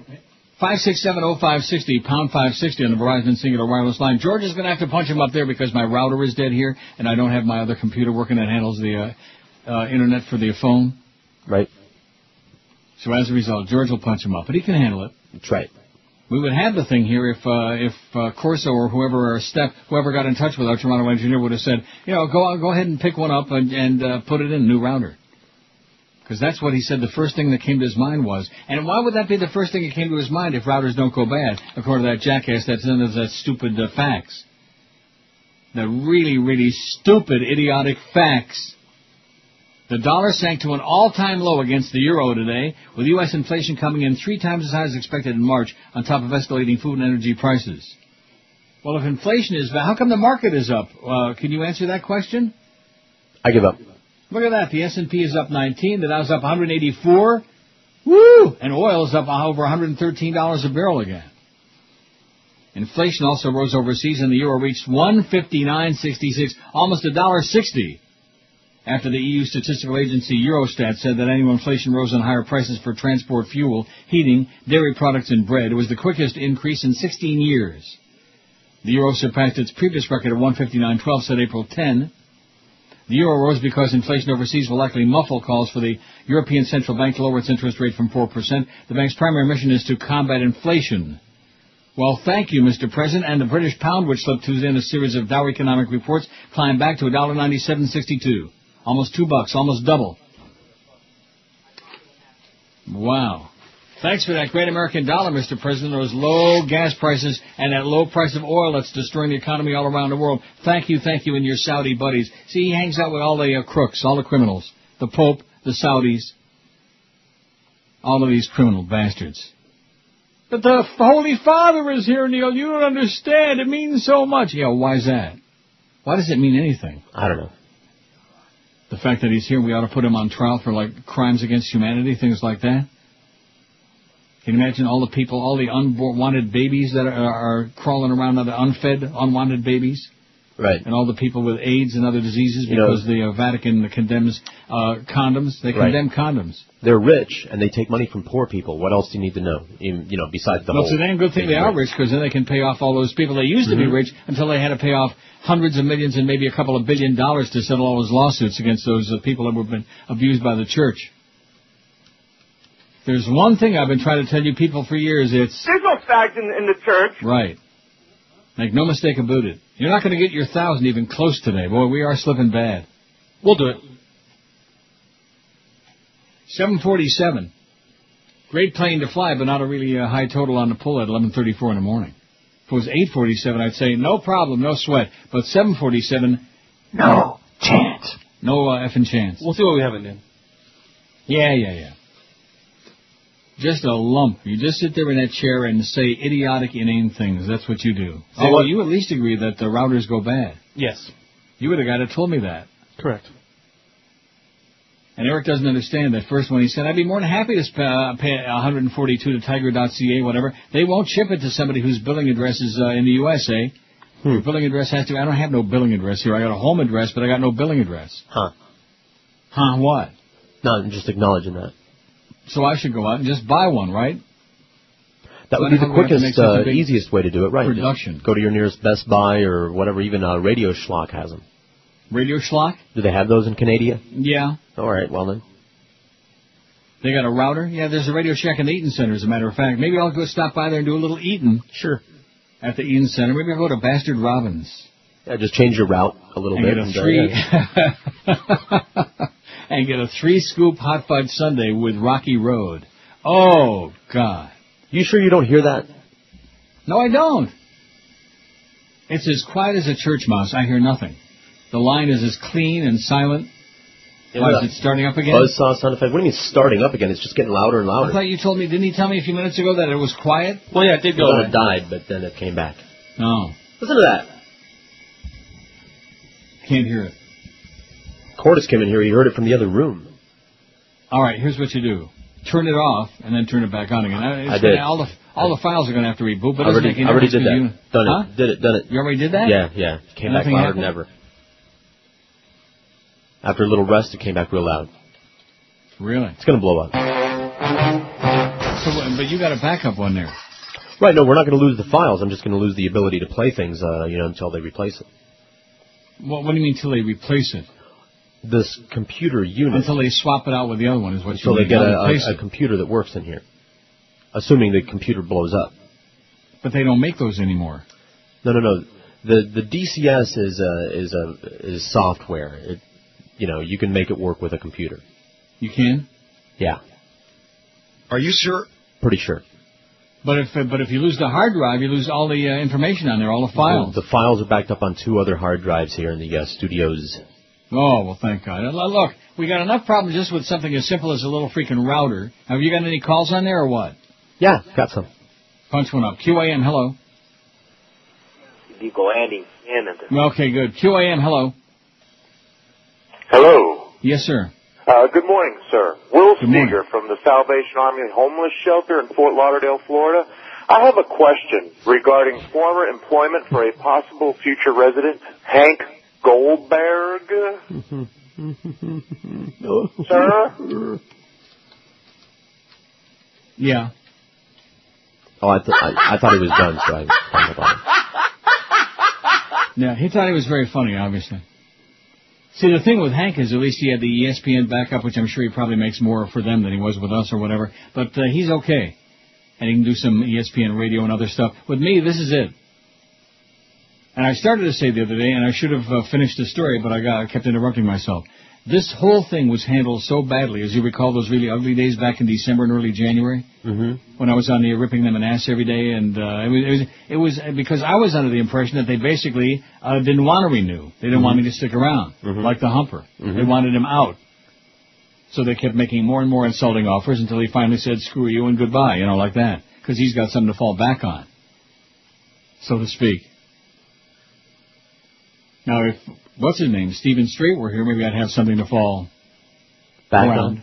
No, not back on. Okay. Around. So that was that deal. You got any more calls? Yeah.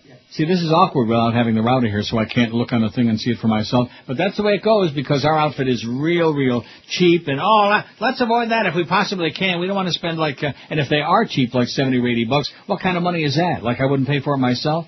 Say QAM, hello. Hey, Neil. Yes, sir. How's it going? All right. Thanks for taking my call. We miss you, bro. Yeah. Hello. Yeah, I'm listening. Why would you ignore your callers if you know they're the reason of the show? Come on, okay. bro. Well, what do you got for us? Hey, do you have an idea how many millions of dollars the government is paying for the Pope trip to come over here? No, I don't. I wish I did. I mean, it's probably it would make me sick. Millions of dollars. Why would they get the money and give it to the poor? Yeah. That's all I want to say. Okay, go to church this Sunday and ask them the same question. Why don't you give that money to the poor? Would you get rid of him? Oh, yeah. I thought that was a cue. He was the skew, all right. Yeah, why'd you turn your back on the callers? You're the meat and potatoes of the show, right? That'll be the day. Even Buddy Holly ain't buying that. Meat and potatoes, my ass. God. Potatoes, maybe. You know how much money they're spending? Did I just get through saying that a little while ago? I was ranting and raving about that? Yes. But it's much more meaningful if they say it. Oh, look at that. Supreme Court upholds Kentucky's lethal injections by a vote of 7-2. All right. Let's fry some people, baby. Get that needle. Stick it. This is Neil Rogers. Stick it. QAM. The sports leader. We like raping. We like raping. We shorties like raping you. And what's nice is when the oil price rises, there's nothing you can do. You failed. We got away with the 9/11 attack, and you brainless nitwits are still occupying Iraq, so we keep raping with very little complaining. We shorties keep raping you. We've been raping, gouging and raping. Why not for you? You dumb, pathetic schnooze. It's amazing. Yes, the hell we're raising. And we're always off the hook. So keep on dreaming about alternative fuels. We'll keep on scheming to take advantage of you. We like raping. You're just a clanging for the Arab Emirates of Dubai. Bye-bye. Bye-bye. 11:46, 14 till noon at 560 WQAM. Barack Obama picked up another celebrity endorsement today. Singer, and I use that term very loosely, Bruce Springsteen announced his support for Obama in a note posted to his website. Do you think that'll do it? It must. The boss! The boss! That'll make up for that faux pas there. The rocker who became famous singing of his blue-collar roots said recent comments from Obama that were portrayed by his opponents as condescending to working Americans were taken out of context. He speaks to the America I've envisioned in my music for the past 35 years, Springsteen writes. A generous nation with a citizenry willing to tackle nuanced and complex problems. A country that's interested in its collective destiny and in the potential of its gathered spirit. Whatever all that means.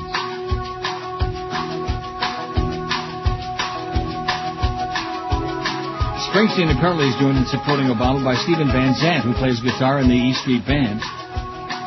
According to this report, Van Zandt, who played consigliere Silvio Dante in The Sopranos, refused to appear in Hillary Clinton's campaign ad spoofing the HBO series last year. It's unclear who E Street sax player Clarence Clemens is backing, but a recipe for his Big Man oyster stew was included in a cookbook released by Bill Clinton's presidential library.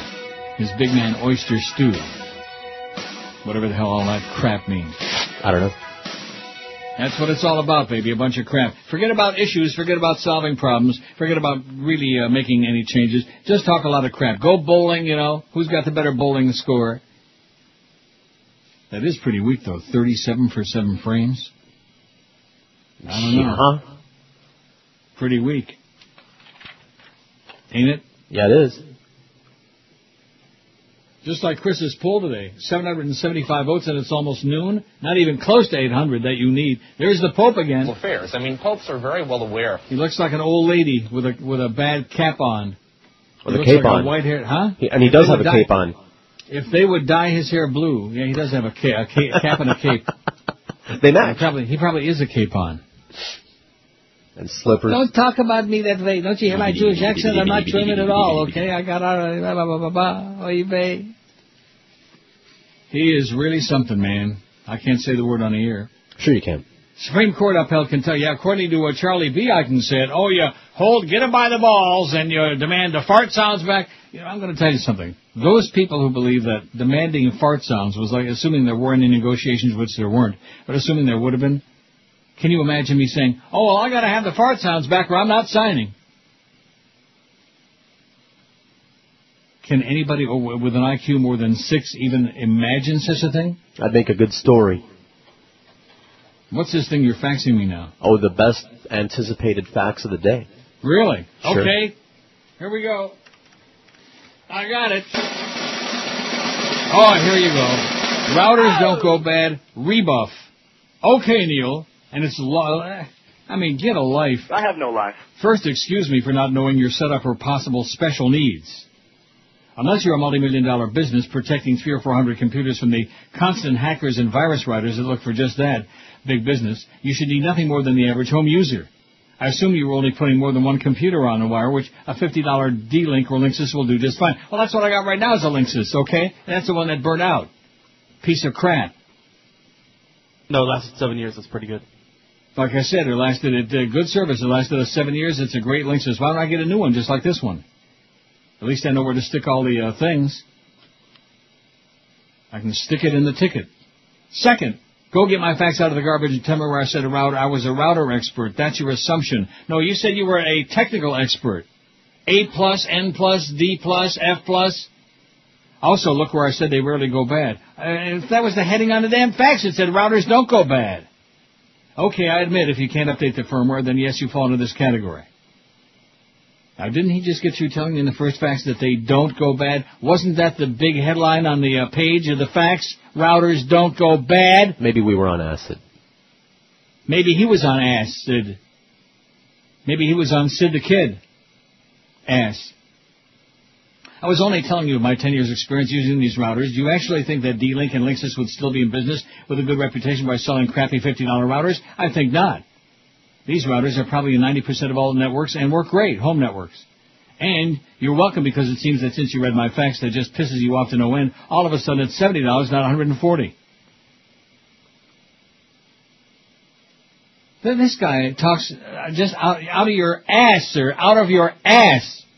There is a nasty gas coming out of your ass, and it's on this page. Also, my 5-year-old kid can replace a battery pack back up. You put it on the floor. I was joking about that. Okay, this guy's an idiot. You put it on the floor, plug it in, put it in the computer modem, and monitor plugs into the protected side. Yeah, you plug in 2 plugs. That takes brains. Glad you figured it out. And what this guy doesn't understand is that most of the people in this business who do what I do wouldn't be able to do it. Am I right? Yes. Yes. And if you have very important information on a hard drive and don't have the brains to back it up, that tells me how smart you aren't. Because when it's gone, you know what they say, it's gone. P.S. Congrats on your 5-year extension on your contract. You're still the best damn 4 hours on AM radio. We'll continue to listen till I die. Well, hopefully that last part might be soon. Because you obviously are a real hard ass. I was joking about the fact that I plugged that thing and it's got 2 plugs that plug in the back and you plug it in the wall. Wow, what a concept. And then it charges up and it's got batteries inside and whoop-de-doo. But at least when it started fluttering and puking, which I think that's when you were on vacation, wasn't it, Chris? I guess so, yeah. At least I knew I better do something, okay? Yep. So Eric told me where to go online and buy it. They delivered it the next day. And there it is. My God. I have no line. That's obvious. And here's a guy that started out adamant, hostile. Routers don't go bad. And I says, oh, well, maybe that's the problem. Maybe yours is bad. And then denies that he said it. Just like Swillery. She was tired. It was 11 o'clock at night. It was 3 in the morning. It was 4:30 in the morning. It was 3 in the morning when the phone was ringing, and she was incoherent, according to her husband. And that's why she blurted out the crap about that sniper fire. Yeah. She was bleary-eyed and incoherent at 3 in the morning. Don't let her answer the phone, especially if it's Monica. Now, if it's Stephen Strait that calls at 3 in the morning, I'll answer the phone, okay? Now, you still haven't seen that movie, right? Correct. And I still don't have your book about the slots. I'm not going there today. I'm not going to press my luck. Yeah, don't. Well, I won a few bucks yesterday, and believe me, it wasn't easy. Those dollar Wheel of Fortune, man, they're torture. It's the Wheel of Torture. I went to the $5 room, and I got a little bit lucky, and then I went back. Well, actually, I did do okay in the dollar one. The old ones in the back there, Woodbine. For those of you Woodbine people, which there aren't any, thank God. And I put in $100, and I played $97, never got a spin. I got a couple of cherries, and my last $3, I got 300 on the line. How do you like that? All right. And I cashed that ticket out, and I was 900 ahead, and I said, I'm getting out of here. I'm going upstairs, give me a slice of pizza in the cafeteria. I did not eat the macaroni and cheese, by the way. Aren't you proud of me? I am very. My blood sugar is still very, very high today, unacceptably high, and I will die soon if I don't cut the crap. But I did not eat the macaroni and cheese. And that takes a lot of willpower, because they have great, not good, but great macaroni and cheese at Woodbine. They do. All racetracks. I don't know why that is. Maybe it's something that they have back in the barn area that they stick in there, you know, like in the cheese. Like? I don't know. What, special sauce? The special sauce, yeah. The Supreme Court upheld Kentucky's use of lethal injection executions today, likely clearing the way to resume executions that have been on hold for nearly 8 months. The justices, by a 7-2 vote, turned back a constitutional challenge to the procedures in place in Kentucky, which uses 3 drugs to sedate, paralyze, and kill inmates. Similar methods are used by roughly 36 states. We agree that petitioners haven't carried their burden of showing that the risk of pain from maladministration of a conceitedly human lethal injection protocol and the failure to adopt untried, untested alternatives constitute cruel and unusual punishment, Chief Justice John Amanatzi Roberts said in an opinion that garnered only 3 votes. 4 other justices, however, agreed with the outcome. Roberts' opinion did leave open subsequent challenges to lethal injection practices if a state refused to adopt an alternative method that significantly reduced the risk of severe pain. Justices Ruth Bader Ginsburg and David Souter dissented. I wonder if he's kin to Bruce Souter. Who? Picture for the Cardinals. Oh, look at this. Prosecutor swears vanity tag contains vulgarity. Beast sent me this. What? Beast sent me this. It's an interesting story. Oh, by the way, the Beast, they were... Is the Joe Rowe show... I thought that Zach was issuing executive orders. Evidently, Joe ain't paying attention to Zach. Because the whole show is about the Beast. When I was sitting here this morning... Well, but they're not talking about how he's going to eat himself to death, so... No, he wasn't talking about that. He was playing a clip from his show and some interview, and he had Ira Windbag on the phone. They were both ripping the Beast and yada, yada. It's Joe Rowe show about the Beast. Biggest names. The best talent. This is Neil Rogers. Sports Radio 560 QAM. The sports leader. This is Dick Cheney. I like to relax by having Mary Magdalene massage my balls while listening to the Neil Rogers 12 to 1 hour. 16 seconds as Smith shoots that puck into the lead zone. It goes to the far wing to Ullman. Ullman is checked by Fisher. He's got a breakaway. 5 seconds. Going right on goal. He's in goal.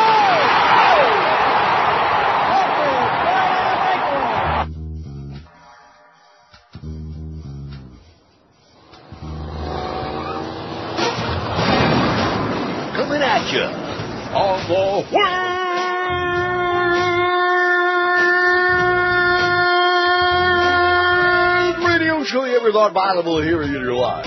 Ralph Bolter has the labyrinth of single-minded sport hole stupidity. Get ready to breathe through your mouth for 2 hours about nothing on the Jack Show. Where's the drummer? Take hold of the logo. We need a drum. There's a drummer. Good instrumental for Coach Riley. How about that? You heard me? How about that? Coach Riley of the Heat. How about that? The Heat. With the glamorous expensive gal. Coach Riley. Well, thank you for giving us a call again. Wait a minute. Is this Coach Riley? No. Not Rick Riley. No. Well, then it must be Chester Riley. Yeah. Oh, well, we got the wrong Riley. We can't talk about anything other than sports, as you know. Do you know anything about sports? What makes you ask a stupid question like that? Well, I wasn't expecting Chester Riley, but if you say something sporty, I'll move right ahead. On May 1st, 1920, Brooklyn and Boston played the longest game on record. After 26 innings, Brooklyn had 1 run, 9 hits, and 2 errors. Boston had 1 run, 15 hits, and 2 errors. Game called on account of darkness after 3 hours and 50 minutes of play. Yeah, well, thank you, Riley. Well, ladies and gentlemen, I can't believe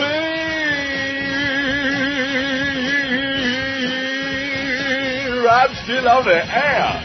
Yeah, who the hell came? 12:02 at 560 WQAM. The Jerk Show at 2 this afternoon. Shocking, isn't it? Now, should we have an office pool and pick a date for his last show? Why not? This is a betting kind of place. I just changed the poll, by the way, speaking of that. You want to know why? Why? Because Chris's only chance of getting to 1,000 a day. You need 213 more. You're not even at 800 with this. This is a turkey of a pool. Sorry, Sean in Hollywood. What's the most exciting play in sports? 787 on this poll. Weak. I hate sports, 133. Kick return for a touchdown. The reason I played the breakaway goal there by Bob Pulford is because breakaway goal is on here. Maybe it'll get, a little something. Kick return for a touchdown, 127. Hail Mary, 77. Play at the plate, 58. Buzzer beater, 55. It was Jackie Robinson at the plate and Yogi Berra applying the tag in the 1953 World Series, was it? I think. Or 55, I don't know what it was. Buzzer beater, 55. Stretch run and thoroughbred racing, 52. Easy goer and Sunday silence. Inside the park home run, 44. Goal line stand, 41. Knockout punch, 36. Goal line stand like the one that the Patriots didn't make at the end of the Super Bowl. Breakaway goal in hockey, 33. Like Pavel Bure. You know what I told Rimmer the other day? I don't want to go into it. What'd you tell him? About how I knew for sure that there was no chance of South Florida ever being a hockey town. I was on vacation in Europe, one of my 80 million vacations, and I pick up USA Today. Panthers acquire Pavel Bure. I was so excited I wanted to wipe my ears with it. And I come back to town. It was when we first went on, we were down on the second floor, George, remember that? Yep. And I brought that up, and it was like, what? Who? What? Huh? Huh? Like that. Not only weren't they excited, they didn't even know who the hell he was. Stock car crash, 30, which of course is not a play in sports, but nevertheless. Penalty shot, 25. Suicide squeeze. When in doubt, squeeze him out, 18. 5-on-3 penalty, 14. Matador toss, 11. Also not a play in sports. Stealing home, 10. Header goal in soccer, 9. Shootout, 6. Sulky crash, 4. Oh, so many stupid people in so little time. Alley-oop, 3, and a fast break, 1.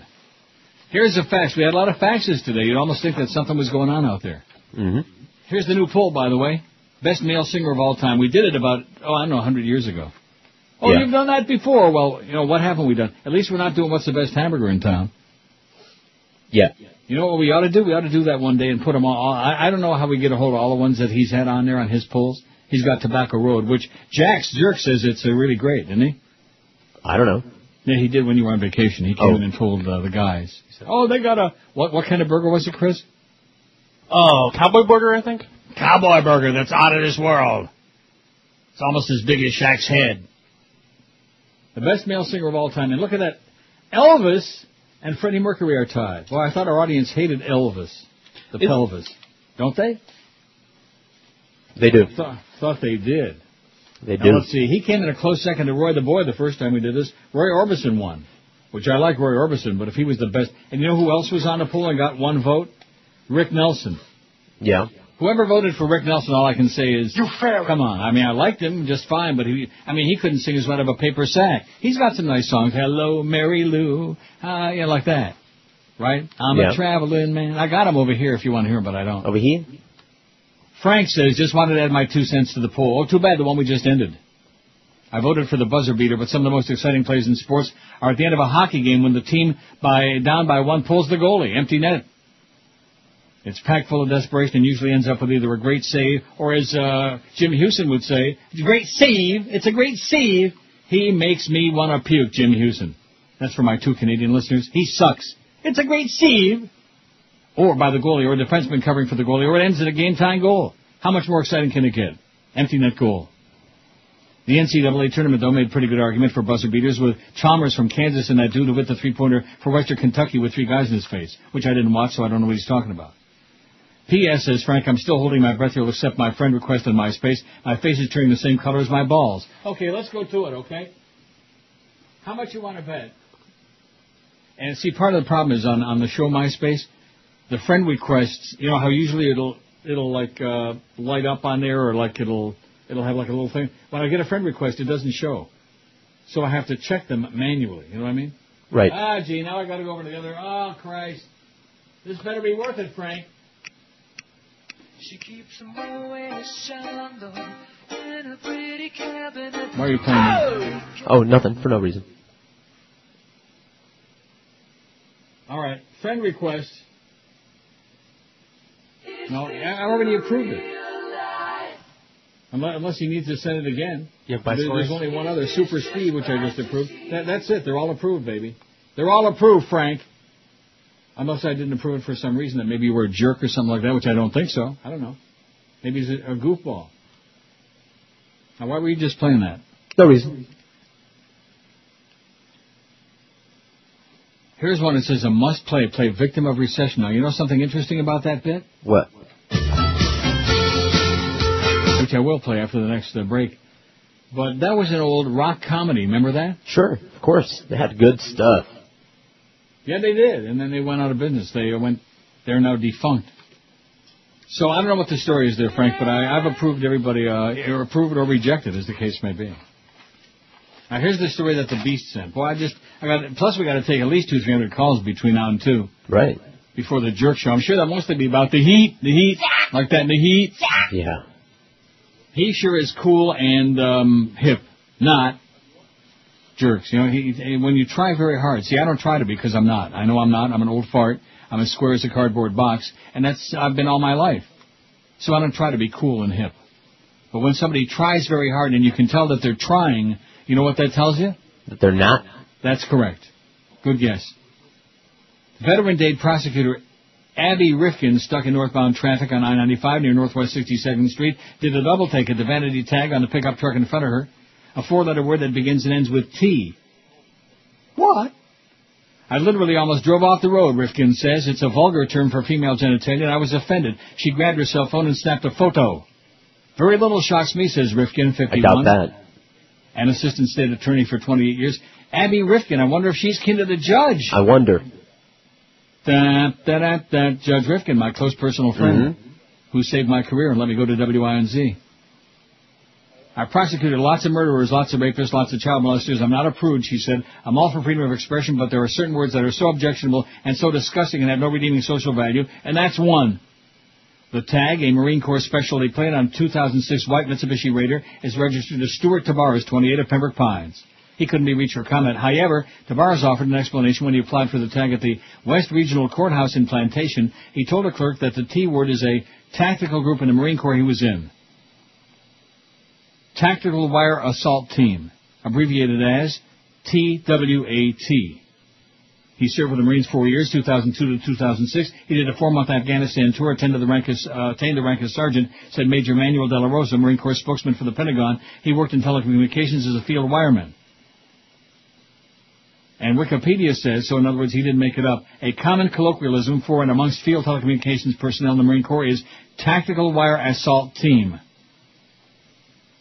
So they did make it up, obviously, for reasons, but nevertheless, at least it exists, you know what I'm saying? Right.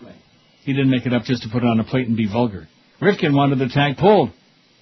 She called the Department of Highway Safety and Motor Vehicles to complain. I spoke to 3 different people. The last person said, thank you for the information. We're going to need a letter from you. I said, what are you talking about? You're on notice. They said, we need it in writing.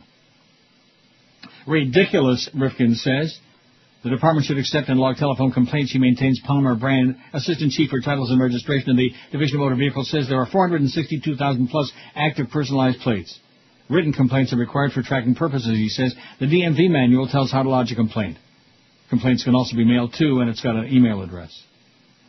Brand says he would not let this tag through. I know pretty much every dirty word around in several languages. Department spokesman Ann Nucatola, who serves on the License Plate Review Board, says she didn't know it's derogatory meaning. I had to call my husband. She never heard of the Tactical Wire Assault Team, TWAT.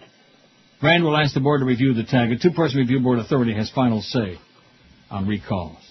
Leave the man alone. Should be her biggest problem. Apparently it is. Quickly and again, okay, Abby? This is Neil Rogers. Sports Radio 560 QAM. The sports leader. Most disgusting program. I urge everyone to complain to this station. They're bad. They're obscene. Their records are unavailable. And they're Jewish. It's 2 live Jews, as kosher as they want to be. We're 2 live Jews, and this rap rocks. Give me a bagel. Make mine with locks. I met this fox. She wanted my pickle. I told her it was kosher. She didn't act pickle. I'm no schmuck. You'll get your wish. Open up wide. Eat gefilte fish. We're 2 live Jews. I'm Cy. I'm Moshe. If you think this is nasty, something ain't kosher. Kosher? What's kosher? Where's my agent? What are you, ham? You got a glass of water. Oh, I need Jericho. Give me a chair. 2 live Jews, as kosher as they want to be, from Briss Records, available till sundown. And look for our next release, New Yids on the Block, do Hasid Rock. And Happy Pesach, 12:17. I guarantee you the 2 live Jews are better than Frank Sinatra. Put them on that poll. All right. By request. Put it on. You got it? Yep.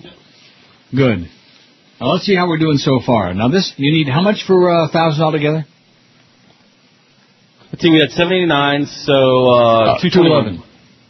211, yes. 21? I'm not doing good. Yeah, 211. 21? Yes. It's a nice age. 42 votes on the poll. The best male singer of all time, Elvis 10, Freddie Mercury 9, Roy Orbison 4. There goes the Pope, speaking of Queen. On his first visit to America, the Nazi Pope was pretending to be Jewish, talking with a Jewish accent. Pretty soon he's going to show up in Brooklyn at a deli. He'll be at Nathan's getting weenies. Wouldn't be the first time. Roy Orbison 4, Paul McCartney 3, Stevie Tyler 2, John Lennon 2, Michael Jackson 2, Elton John 2, and then 1 for Johnny Mathis, Jay Black. How come Jay Black hasn't got a lot of votes yet? From Jay and the African and Americans. I don't know. He's great. And once upon a time he looked pretty good too. I don't know, maybe at birth. Paul Simon 1. Bob Seger 1. What the hell was that? Oh, nothing. Was that only in America? No, it wasn't a hit. What is that?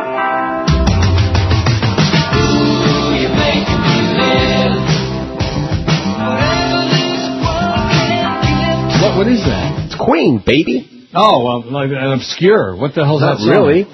What is that song? You're My Best Friend, one of their biggest hits. Never heard of it. Of course not. Bob Seger won, Billy Joel won, Rick Nelson won, Luis Miguel won, that's who I voted for. Marvin Gaye won, and none for Frank Sinatra. Burton Cummings, who's a real jackass that played next to me at that machine at Woodbine. Remember I told you that story a million times? Yep. Burton Cummings, right there with his daughter or girlfriend or both, I don't know what she was. B.J. Thomas, man. Is this a Queen memory now? Is that going to be... Yeah, I'm trying to sway the vote. Dion, none. Rod Stewart, none. Jim Morrison, none. Neil Sedaka, none. Fats Domino, none. And See? Gene Pitney, none. It worked. Freddie Mercury pulled ahead because of that. You see, you're tilting it now. That's right. You better watch it, mister. I'm going to go and wipe my ass. He deserves it. With your face. Oh, Freddie really? Mercury, 12, and Elvis, 11. Well, Freddie Mercury is much better than Elvis, but then again, who isn't? Freddie's voice was like butter. Butter? It wasn't a note he couldn't hit. Speculation that one of their colleagues might be eyeing one for the Senate was warmly welcomed yesterday by the host of MSNBC's Morning Joe. Ho, ho, ho, ho. When Hardball's Chris Matthews appeared recently on the Colbert Report, Stephen Colbert asked him, there's a lot of talk that you might be running for Arlen Specter's seat in Pennsylvania. Any truth to that? You want to give me a scoop? Colbert went on. You want to respond to that in the form of an announcement? Matthews seemed bemused at first, asking, a 6-year term representing all the people of Pennsylvania? However, he was soon admitting to Colbert, well, you know, when you grow up, some kids want to be a fireman. I wanted to be a senator. That's an announcement, Colbert declared to cheers from the audience. Oh. According to a recent... Listen, Colbert could have said anything. He could have said, oh, I just farted, and he would have had cheers from the audience. He could have said, Chris is illiterate, and they would have had wild cheers from the audience. Illiterate. Especially when it comes to politics. According to a recent posting at the website of longtime Republican operative Roger Stone, MSNBC TV star Chris Matthews has been quietly sounding out Democrats across Pennsylvania about seeking the Democratic nomination to oppose Senator Arlen Magic Bullet Specter. Matthews has been meeting with former Philadelphia City Controller Tommy Leonard and has approached Governor Ed Rendell to inquire about recruiting campaign personnel. After watching the Colbert Report clip, the Morning Joe hosts were enthusiastic. I think he'd be a great politician. What? You just hit something, man, and disappeared. Oh, there you are. Wait a minute. What was that? He just said the F. I dumped it, but what is that? Are we on the air? Somebody. Yes. Well, what is that? Somebody in the control room is doing something they shouldn't do. Oh, no. There's all kinds of profanity. All right, excellent. We can only dump it so many times. Stop doing whatever you're doing. Stop. Run in there and stop it. He ran in there. He ran in there and stopped them from doing it. We hope. We had nothing to do with that. FCC. Find the guy in the control room. I dumped it, but I mean... We can only hit it so many times. It makes me so effing angry. Who was that? Was that Jerks? How do I know? We're in this little room. Chris is going to come back and give us a full report, I'm sure. That was just shocking. That was vintage QAM, baby. Sure. What did I tell you about people in there potchking around in the control room? Yeah, well, they don't hire any radio people here. Oh, that's for damn sure. I hope Jolly Joe Bell was in the car on the way to, and I sure hope that this dump button is working now. I'm sure you dumped it. I hit the dump button just continuously. 400 times. It's working. We're trying to figure out why we were hearing them, though. What was that? We were hearing Jason talking to Carlos. From where? Where is he now? They're in the other studio. They're in the other studio? Yes. Mm-hmm. It's 12:23. What the hell's he doing in the other studio? Besides swearing up a storm. Show prep. Prep my ass, okay? I'll go get a brush. God. Show prep. I'll go get the lube. Every other word was effing this and effing that and, Jesus. Did you hear it? No, I heard it through your monitor. Well, what does that mean?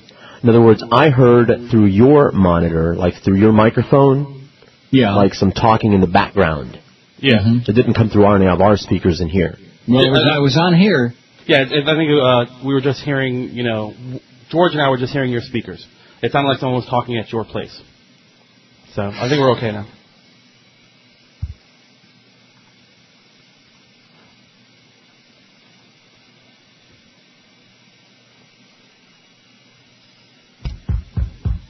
Just remember what I told Jolly Joe. That wasn't my signature on that contract. Was it a puppy paw print? What is that banging? Huh? Oh, just Philadelphia. Hey, at this point, you never know. It might be coming from the other room. It was so effing this and effing that and effing. There must have been 45 F's in that, the F-bombs. Jesus. Okay, and I'm sitting there helpless, like, where's that, and I'm looking all around like, where's that coming from, Must be the router. That's what it is. It was a misrouting. Yeah, we were rerouted through the control room with Jason Jackson and his filthy potty mouth. Well, I like him more now. No comment. I'm not saying a word. Not that word anyway. Although off the air I will. Is this the real? Oh. What a queen. 12:25 at 560 WQAM. On your honey. Now, see here. I ain't never said door. I get very annoyed with the door. The mouthpiece saying doy. I never said that they ought to pay me by the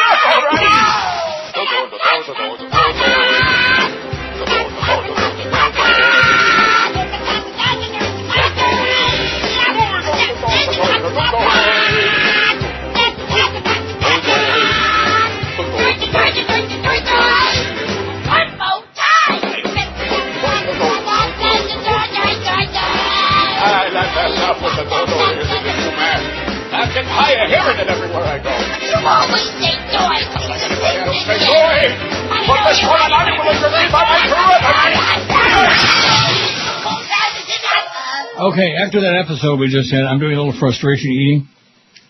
Okay. There's some cold cuts, though. All right. Turkey and veal sausage with peppers and stuff. Good stuff. Just a little bit. How are we doing on those Marlin tickets out there at Hooters at Paisley University? I don't know. We give any away? Let's find out. Because if they're all gone, I mean, once they're gone. That's right. I don't want to read the promo if they're all gone, but of course, why would anybody tell us? Right. See, one thing I was well aware of when I signed that document on Friday, whether it's 5 years or 100 years under the current regime, nothing is ever going to change. Nothing will ever change. And what just happened in there is so typical. It's a playground. It's not a radio. It's not a broadcast station. It's not a radio station. Not even a business. It's a playground for sports nerds. We ought to have swings and slides, stuff like that. Merry-go-round. Don't you think that would fit? Sure. So what's the story? Is anybody going to call you from there and tell you whether we got any Marlin tickets left or not? I sent Lee a text, and I presume that he'll answer it. He always has. Has he? Mm-hmm. He's a good guy. 860 on your total polls, by the way. I'm counting the numbers all collective for you, trying to get you to that 1,000. I think if we change it again, you're still not going to get there. No, we'll get there. Not. We'll get there. Got 88 on this one, so you got 868 total. You need 132 votes, and you got 90 minutes less 2. We'll do it. They'll come through. Yeah, we'll do it. They'll come through. Notice how animated he sounds these days? Probably because he's porking up again. You gaining weight back or what? Actually, I'm kind of staying the same, so I need to get back to losing. Me too. I'm staying the same. But fat. no, we're going to lose PHAT, fat, like that big fat chick with a fat ass. What's her name? Monique? Mo Green, yeah. Mo Howard. Freddie Mercury 19, Elvis 13. Freddie's pulling away, and that's only because you played all that Queen stuff. Right. Speaking of fat chicks with big fat asses. You gonna take me home tonight? Since you mentioned fat-bottomed girls. I'm going to have to dig out the Elvis if you don't cut it out. Oh, yeah. That'll do it. Are you threatening me? Put the king on top again. I don't want to hear it. I got a whole bunch. In fact, it's right here. Oh, there Sure. Go ahead. Make your day. Go ahead, ruin your day. Oh, down beside that red firelight. I got the 3 CD set, baby. Oh, boy. Legendary Elvis. Which I thought this audience hated him like poison, but evidently they don't want to hear the music, they just want to vote for him. Well, it's not that he had a bad voice, he had a good voice, he was a good singer, he just didn't have any good songs. Yuck. When we kiss, my heart's on fire. I agree. Well, maybe the other discs are better than that first disc on it. It's a 3-disc set. Yeah, I'm sure the discs are better than each other, but no song is going to be better. Yeah. Oh, come on now. Give the king a chance. A chance to what? Oh, I bet you like this. Where the hell is it? Oh, that's the wrong disc. Well, everybody likes that. Not. No. No? You know I can be fun. How about Gentile on My Mind?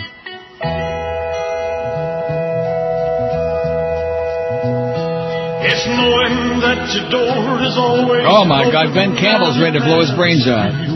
Have another drink, Glenn. Wasn't it Glenn that was always drunk, or who am I confusing him with? It was Glenn. Glenn Campbell was always drunk. Always drunk. Suspicious mind? We're caught in a trap. I can't walk out because I love you too much, baby. What about so that's Burn in Love? Burn in Love my ass. No, thank you. Really, there's a medication for that. Burn in Love, Roids. Yeah. It's not on any of these three. I got it here somewhere. I got all the Elvis. I got it too. Burning in Gloves? I got it too. I'm not going to do that. Don't do it. I'll play some You'll Queen. Stop playing Freddie Mercury. I'm going to stop playing Elvis. I hear it. She says, just like Marie Antoinette.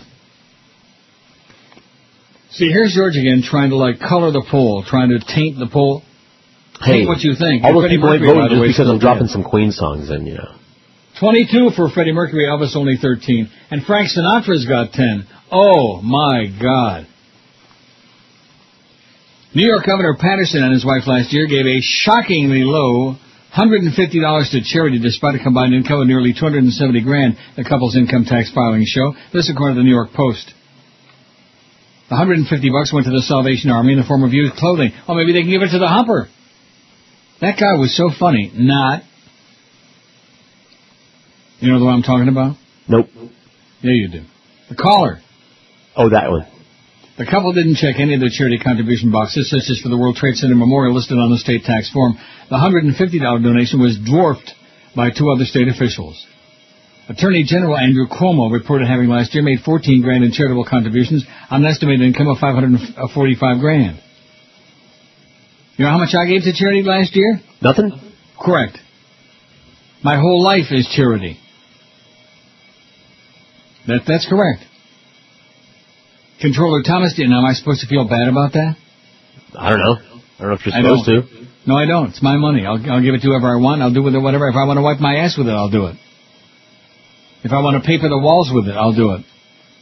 Controller Thomas DiNapoli, who's single and reported $143,000 in total income, gave $3,065 to 29 charities last year. Patterson's paltry giving also came up short compared to his gubernatorial predecessors. Multimillionaire Elliot Spitzer gave away $141,000. Now, does this count the hookers or not? Or 7% of his and his wife's total income? George Pataki, who was widely criticized for shortchanging charities, reported donating $2,600.94 the year before he became governor. That included $885 worth of used clothing to the Salvation Army and more than $300 in corn and other produce to nonprofit groups. Corn my ass. Get out of here. Excuse me. Yeah.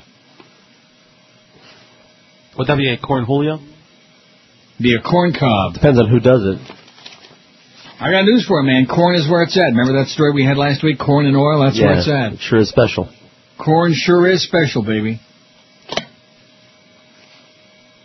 Well, enough with the Elvis, okay? I'm so glad that I resurrected that poll. At least it's better than that sports nerd thing, okay? I hate sports. I hate sports. Oh, here's something. If it queues up, I don't think it's going to queue up. Come on, you can do it. It doesn't work real well when you put the disc in upside down in the Denon. No. Now, whatever happened with the one there? Is it still screwed up? A lot of the disc won't play? There's one here that's no problem. Particular, let's just call it.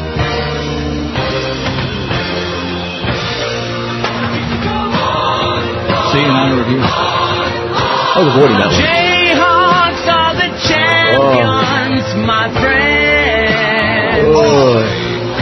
You don't want to hear that? No. Freddie Mercury, baby. No, it isn't. They dug him up just for that bit. Yes, it is. It's Freddie Mercury. He's singing from the other side. You know what side it is? Rectum. The underside. The best male singer of all time. Now, are there other names on here? I'm sure that some of the people would like some of the rappers on here, which they will not get on here because they're not singers. But it just seems to me that most of these names are old, you know. Old. Like we don't have Eddie Murphy on here. Not that he's recent, but you know what I mean? Not that he could sing. Okay. Well, are there any great male singers recent that we don't have on here? I'm trying to think. What do you say, Chris? Oh, what about that Michael Bublé? Oh! What about Harry Connick Jr.? Like I said, let's leave the oldies on. Michael Bolton. Oh, yeah. The best talent. Johnny York. Rogers. Sports Radio 560 QAM. The sports leader. Now for the talkies. The King is back, bigger and better than ever. Elvis Presley in his first big movie role since he's been dead. Elvis of Arabia. Elvis, I know it is true. Yes, it's a completely new Elvis movie with the same old Elvis movie touches. 17 unforgettable ways and 18 forgettable songs, including Teddy Bear, Don't Be Cool, Dying in the Chapel, Blue Suede Burial Shoes, You Ain't Nothing But a Pallbearer, and more. Yes, see Elvis in his stiffest performance yet. He's bigger, better, and deader than ever. Elvis of Arabia, playing in a theater, drive-in, or mortuary near you. Oh, yeah, top 24. He could sing, baby, but we never heard it. 16 till 2, 1, whatever the hell it is. 16 till 2, let's get out of here. So did we get a report from Flea? Yes. Wait. And? All gone. See, that's a good idea for me to not keep reading the promo. Once they're gone, they're gone. And if they're all gone, then no sense reading it. See, eventually, sooner or later, they'll begin to understand how this is kind of like a two-pronged operation. You have to fit the prongs together. Mm-hmm. That's how it works. Well, you got good news here, Chris. Thanks to me, again, coming up with a really great idea of changing the pool. 921 now combined. All right. 789 and 132. There he goes with the numbers again. He's mailing in numbers. And by the way, be sure and bring George a lot of stamps next time he's at Gulfstream. Now, is next time going to be soon, or is it going to be after the appearance? One moment, because I just found out. You just found out? 5-2 will be the next Gulfstream when is it? Co-show. 5-2. May 2? Yes. A2, Brut? Which is going to be a Friday. Like so bring a lot of stamps, okay? In fact, when I come down there, think I'll bring me some Canadian stamps so I can mail it in. Right. A lot of years to be mailing in shows. Oh, my God, we need new, young, fresh talent. Right. We don't want that old goat on the air. Well, then don't listen. That's all. In your Very case, simple. you can female it in. Speaking of females, as the Democratic presidential campaign, and after I do this story, we're going to take a lot of calls. Maybe. 5670560, pound 560, Verizon Singular Wireless Line. Let it ring because George can't ding-a-ling. Unless Chris wants to screen him again. Don't do it.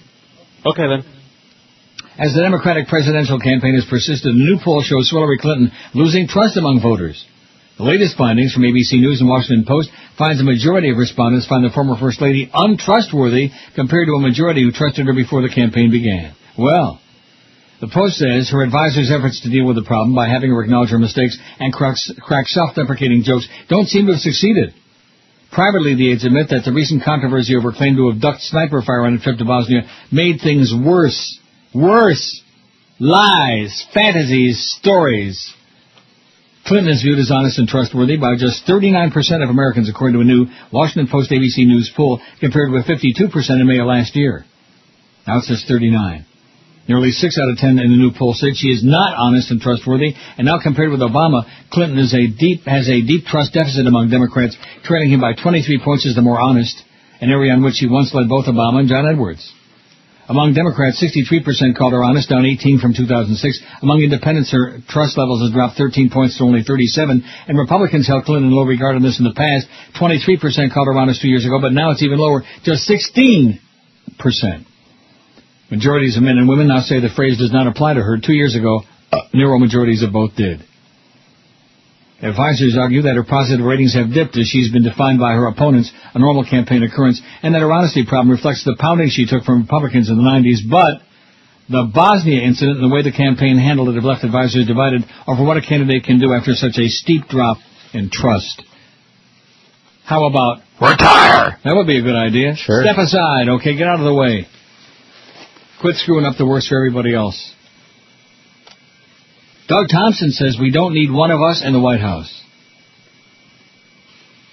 As a gun owner and hunter, I have trouble welcoming Hillary Clinton into the gun fraternity, or sorority in her case. And as a recovering alcoholic who used to toss down to more than his share of shots, I even have more trouble imagining an evening at the local bar tossing back Boilermakers with the Democratic presidential pretender. Yet claims of hunting heritage and downing shots at Crown Royal and chasing it with beer is part of Clinton's latest attempt to prove she's just one of us. She's one of the guys. Oh, well, that explains a lot. Right. Hillary appealed to, according to CNN, Hillary appealed to Second Amendment supporters on Saturday by hinting that she has some experience of her own pulling triggers. I disagree with Senator Obama's assertion that people in our country cling to guns and have certain attitudes about trade and immigration simply out of frustration, she began, referring to Obama's comments on small-town Americans that set off a political tumult, at least in the media, on Friday. She then introduced a fond memory from her youth. You know, my dad took me out behind the cottage that my grandfather built on a little lake called Lake Winola outside of Scranton and taught me how to shoot when I was a little girl, she said. You know, some people now continue to teach their children and grandchildren. It's part of culture. It's part of a way of life. It's the American effing way. Shoot somebody. People enjoy hunting and shooting because it's an important part of who they are, not because they're bitter. ABC reports Clinton stood by the bar and took a shot of Crown Royal whiskey. She took one sip of the shot, then another small sip, and then a few seconds later threw her head back and finished off the whole thing. Clinton later sat down at a table, enjoyed some pizza and beer, and called over Mayor Tom McDermott of Hammond, Indiana, to come join the table. Every time I get around you, we start drinking, Senator, the mayor exclaimed. Clinton nodded and raised her glass. It's Saturday night, though, Tom, she said. That's what she said. If Hillary Clinton is joining the ranks of gun owners in this country, it's time to turn in our NRA cards and call Sarah Brady. If there's even the slightest chance of running into her at the local pub, I'm headed for the nearest AA meeting. All this pathetic political pandering, of course, is just another attempt by Shrill Hill to prove she's just one of us. It's even more laughable than Obama's lame attempt to become a bore. When political candidates try to prove they're just plain folks, they come across as just plain fools. Memo to one and all, you ain't one of us, so drop the charade. We're not looking for one of us, we're looking for a leader. Bowling a 37 while wearing a white shirt and tie or tossing back with a few politicos at a bar doesn't mean dick. This so-called presidential campaign has descended into a side. That's what he said. This so-called presidential campaign has descended into a sideshow of photo ops, meaningless diversions, and comedy skits so removed from reality that the sketches on Saturday Night Live seem more real than what's happening out on the stump. Besides, if the phone rings at the White House at 3 a.m. and the president spread-eagled across the bed, passed out in an alcohol-induced stupor, nobody's available to answer the phone. Did I just get through saying that a little while ago myself? Yes, I did. Yep. Yes, I did. Doug Thompson, who's still bitter. He's out there and he's bitter, you can tell.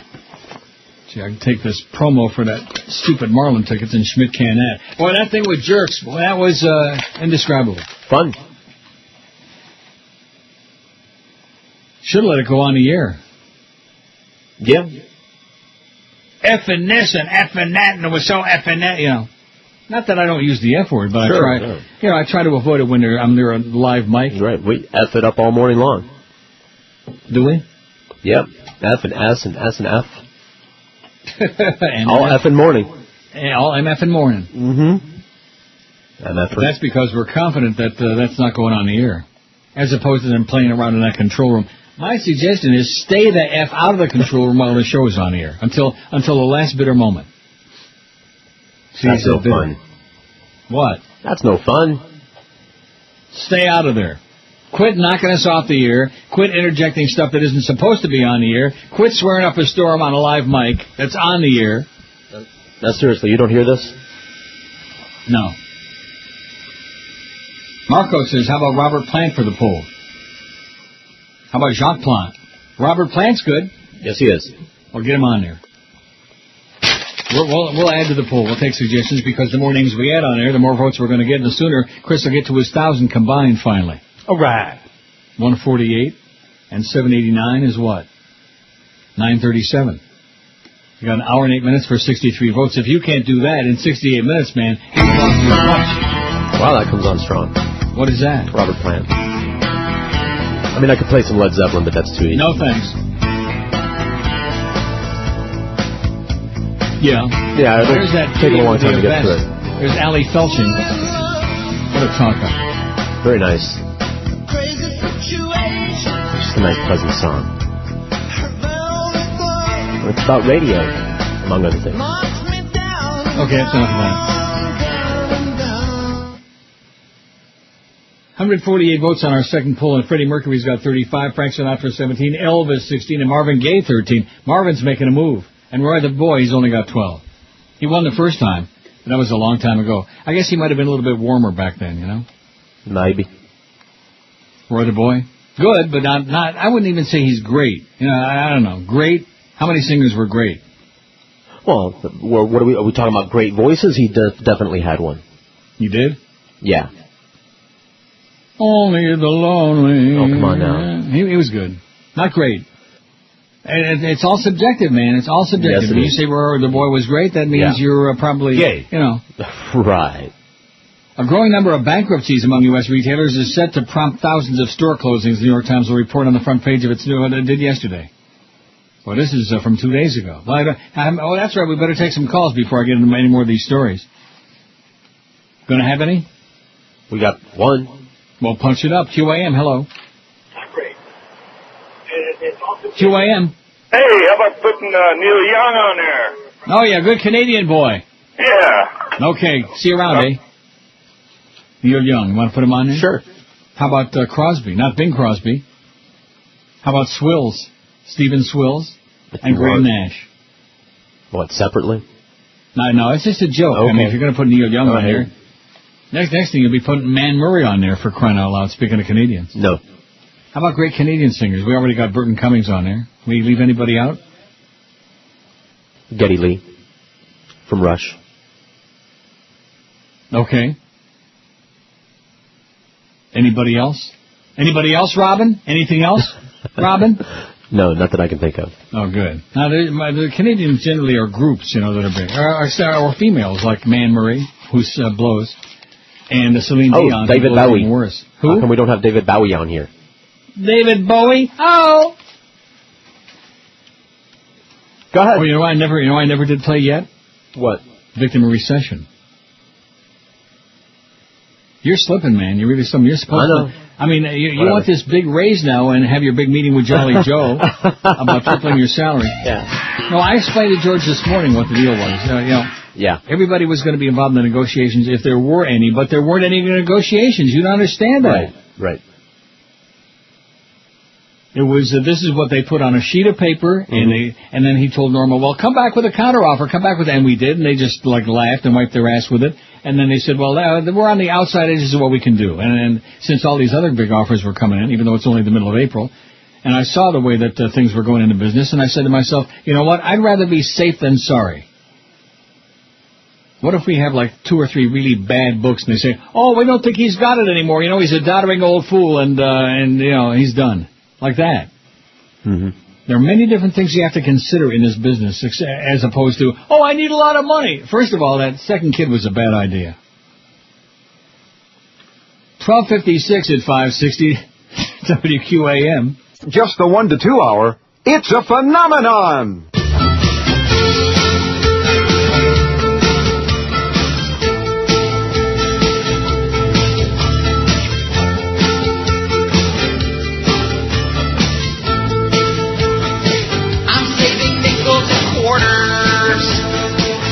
Cutting coupons because I'm a victim of recession. Buying from discount stores, and I don't know if I'll get through it. Oh no, I spent too much. I bounced by checks this month. There goes my credit rating. I thought I had more in my savings. I'll take you out to lunch if you buy.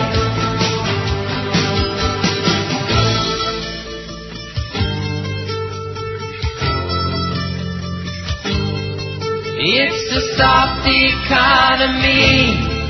It's a soft economy. I'm saving nickels and quarters. I'm cutting coupons because I'm a victim of recession. You fairy. Okay, 101 at 560 WQAM. Aren't we all? We're bitter, baby. We are bitter. We're all victims of recession. I don't know where to get 2 $100 bills to rub together. Maybe I'm going to go to Woodbine this afternoon. What do you think? Not a good idea. Woodbine Wednesday. Are you there? I'm here. Oh, no. How come? What is this new routine lately? I've noticed this has been going on a lot more and more. I'll ask. Obviously, there's a question mark at the end. And I it's didn't think it was obvious. Maybe you should make one of those sounds like, what's his name? Like, what's his name? The guy that would make the sounds for the punctuation. I can't make those sounds. No? How about just one of those? You better watch it, mister, because you're treading on real thin ice right now, especially if you're in the middle of Lake Ontario. And by the way, it is just beautiful. I know that Paulie Castronova listens every day to get the Toronto weather. Was that a question mark? That's really captivating radio. Look at that. It's already 15. It's going to be 18. That's 65 degrees. Tomorrow's 20, 68, Friday 66, and Saturday 58. The sun is shining. There's no rain. There's no snow. There's no ice. There's no freezing sleet. There's no crowd. The birds are singing. The squirrels are having we got black squirrels here. Yeah. I've mentioned that before. You don't find that there are no black squirrels. I've never seen any in Florida, have you? Not in Florida, no. Well, why do black squirrels hang out here, up north? I don't know. There's more tolerance up there? Is that what it is? Yeah. I don't think they're discriminated against. I don't think we got any Muslim squirrels. Have you checked? In my building, have you checked headgear? Boy, we have got, and they're all the women, the ones with the burqas. They're schlepping around 85 kids. Future suicide bombers. Oh. But at least one thing I know, I'll be safe because they're not going to blow up their own building. I don't think. Not with Mama Sita inside. I mean, if they blow up themselves. Yeah, they might have an accident, And somebody gets hurt. Mm-hmm. 179 votes on your second poll. Let's add those together and get this over with already. It's getting 968. Isn't the Pope Mobile, bulletproof? Yes. Yeah. So then why do they have to have, the Secret Service running next to it? Just in case. Yeah. Just in case somebody switched the glass. Oh, okay. In case somebody has a bazooka. Yeah, there you go. In case somebody's got a neutron bomb. The Pope Mobile, and they're schlepping him around, and he's waving, and they're all, oh my God, wait till you see all the gazillions of people. You know what's really scary to me is that everywhere he goes to these, stadiums, and these hundreds of thousands, like when he was here in Toronto, the old Pope, a few years ago, all these young people come out. Well, what is the point of that? Well, I guess it goes to show that brainwashing really works. Well, they start young. Good, yeah, they sure do. When they're showing him this morning, I just had pictures of, the movie Omen. What movie? Omen. The Omen. Oh, The Omen. With Gregory Schmeck. And then William Holden was in Omen 2, am I right? In Omen 3, forget about it. Right. Damien! What? I told you to get rid of that dog. What's that? Oh, he'll be gone first thing in the morning, sir. That's Mom. That's not no dog. Good movie, The Omen. Mm-hmm. There was 4 Omens? There was a 4th one? Oh, this is a TV one, okay. Oh, my God. You'd think after the 3rd one, they would have given it up. Who was in Omen 3? It was really stiff. Omen 2 was William Holden. And we're not counting the remake of The Omen. I beg your pardon? They remade the first one. Oh, my God. Why?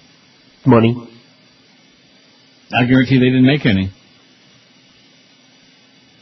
Movies that don't, like Psycho, certainly didn't need to be remade. They made it remade it twice. When a Stranger Calls did not need, first of all, When a Stranger Calls wasn't even a huge hit movie, it was a great movie, the first one, with Charles Durning.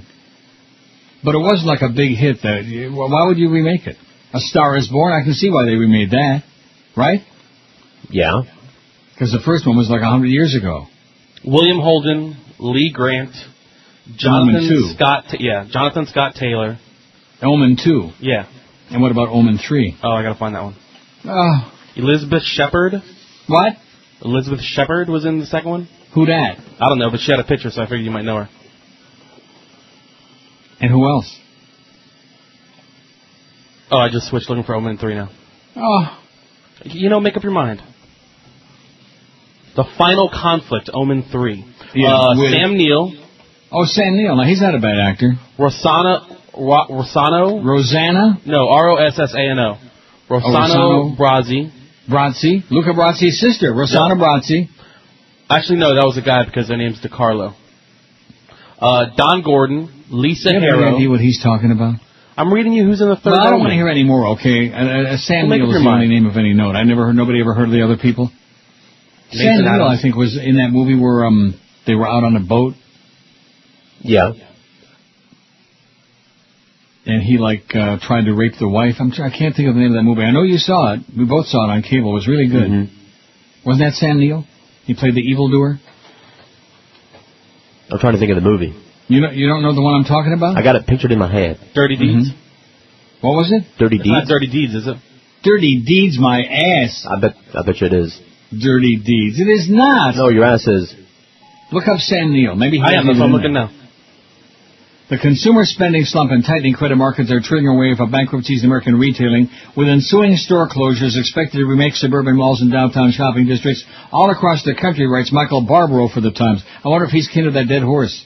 Barbaro notes that over half now they got horses writing stories for the Times. That's how bad that paper's gotten.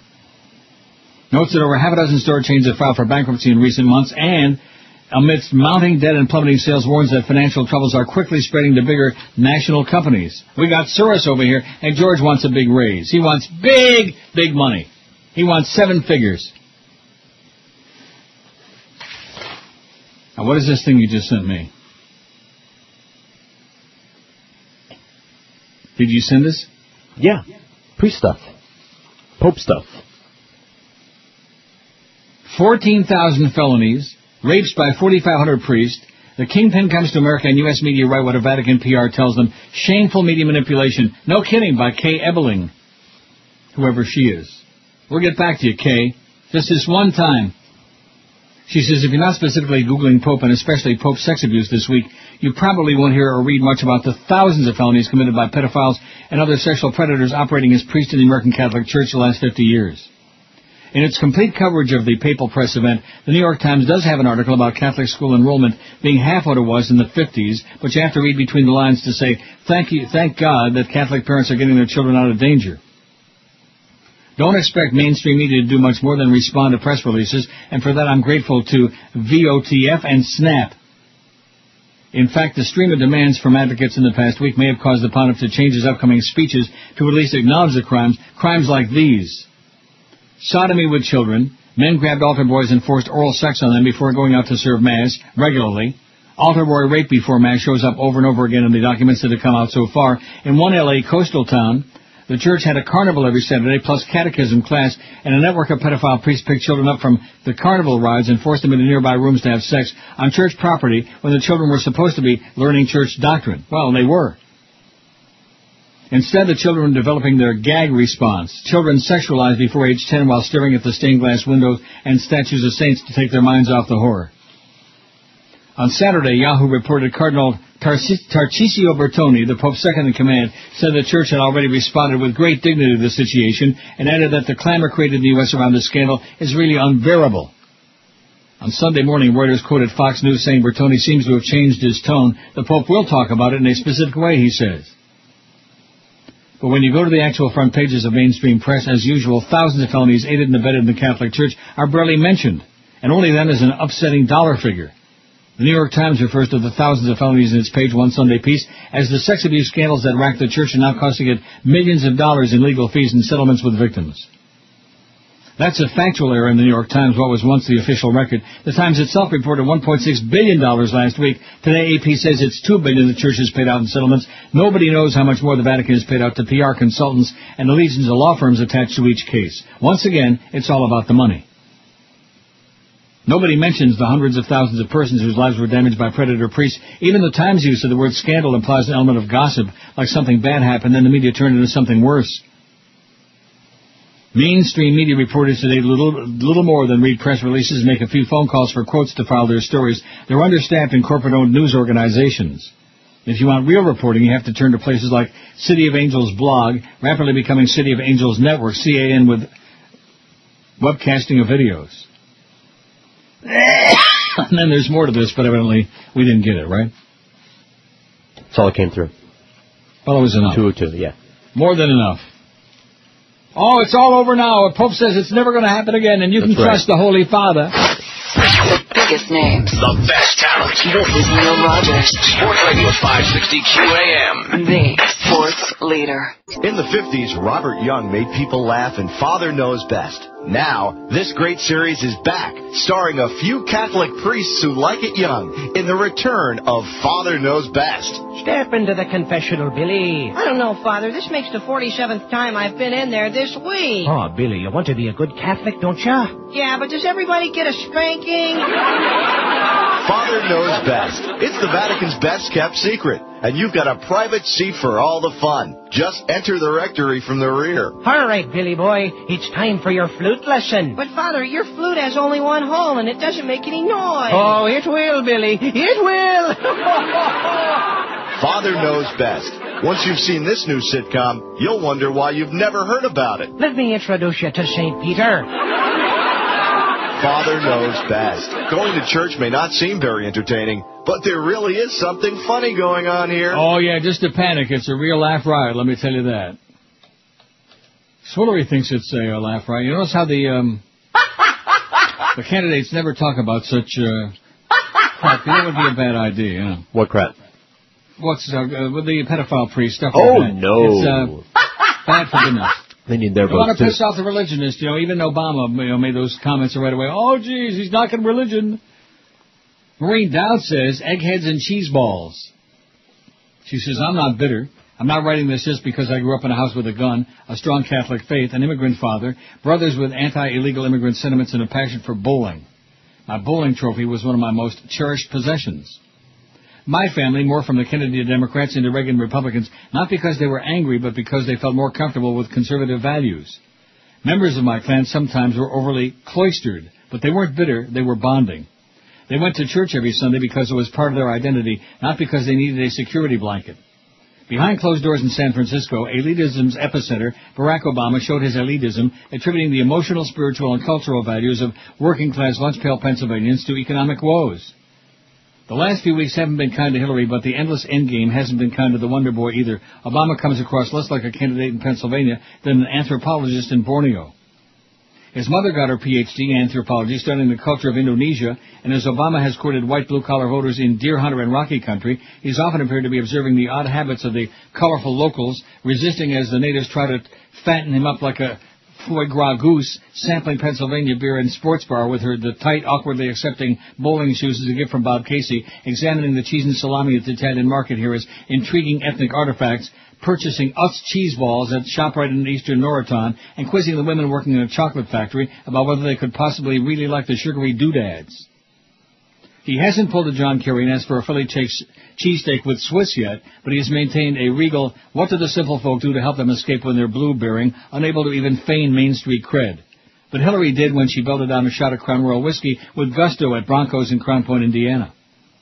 Just as he couldn't knock down the bowling pins, he can't knock down Annie Oakley, or the girl in the race, as her husband called her Tuesday, the self-styled blue-collar heroine who reluctantly revealed a $100 million fortune partially built on Bill's shady connections.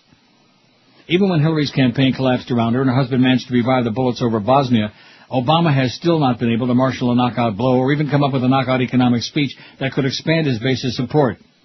Even as Hillary grows weaker, her reputation for ferocity grows stronger. A young woman in the audience at a taping of the Colbert Report at Penn Tuesday night asked Stephen Colbert during a warm-up, "Are you more afraid of bears or Hillary Clinton?" Even though Democratic elders worry that the two candidates will terminally bloody each other, they seem to be lighting their own autos da fe, whatever that means. I have no idea what that is. Nope, neither. At match points, when Hillary fights like a cornered raccoon, Obama retreats into law professor mode. The elitism that Americans dislike is not about family, money, or connections. JFK and W would never have been elected without them. In the screwball movie genre that started during the last Depression, there was a great tradition of the millionaire who was cool enough to relate to the common man, like Cary Grant's C.K. Dexter Haven in the Philadelphia Story. What turns off voters is the detached egghead quality they tend to equate with wimpiness, wordiness, and a lack of action, the same quality that got the professional and superior Adlai Stevenson mocked by critics as Adelaide.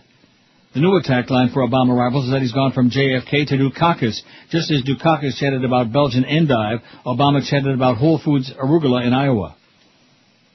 Obama didn't grow up in cosseted circumstances. Now, when is the last time you've seen a president of the U.S. who just paid off his loan debt? Michelle Obama asked Tuesday at Haverford College, referring to Barack's student loans while speaking in the shadow of the mansions depicted in the Philadelphia Story. But his exclusive Hawaiian prep school and years in the Ivy League made him a charter member of the elite, along with the academic experts he loved to have in the room. As Colbert pointed out, the other wonky Ivy League lawyer in the primary just knows how to condescend better. Michelle did her best on the Colbert Report Tuesday to shoo away from the aroma of elitism. Growing up, she said, we had 4 spoons, and then my father got a raise at the plant, and we got 5 spoons. That's what Maureen does. Maureen, besides using all those words we don't know, she seems to be flitting around, taking turns, taking shots at Swillery, taking shots at Obama, taking a lot of shots. Just like the ones that Swillery is drinking down, guzzling down. What's that have to do with 211 votes? 211, we got it? So we got 1,000. Let's hear it! Oh! Nice going, Neil. Bailing Chris out again. Well, thank you very much. Because we changed the poll. And, of course, because George goosed up that Queen thing, that Freddie Mercury thing. Right. George always goosing a Queen. Not always. So it's official. I'm going to Woodbine this afternoon. You excited? I'm thrilled. Very. Well, maybe I'll win a whole bunch of money and send you some. Not. Or not, right. Well, why should I send you a bunch of money? I give up. Why? Why? I didn't expect you to. I didn't ask you to. I didn't think you would. Didn't it sound like he was sucking around for some of my Woodbine winnings, Chris? Oh, yeah, totally not. Just relax. You're so damn easy. It's just sad. Okay, whatever you say. And it's really sad the way I pick on you, knowing that you're, down and out. Well, not out yet, but getting close. Yeah, we'll see. Getting close. He's hanging on. But once he has that big meeting with Jolly Joe... Right. I don't know why you make light of that. I think that's... I'm not making light of anything. You are. I think it can only be a positive. Got Are you that summer positive? schedule to back you up. You got all those appearances to back you up.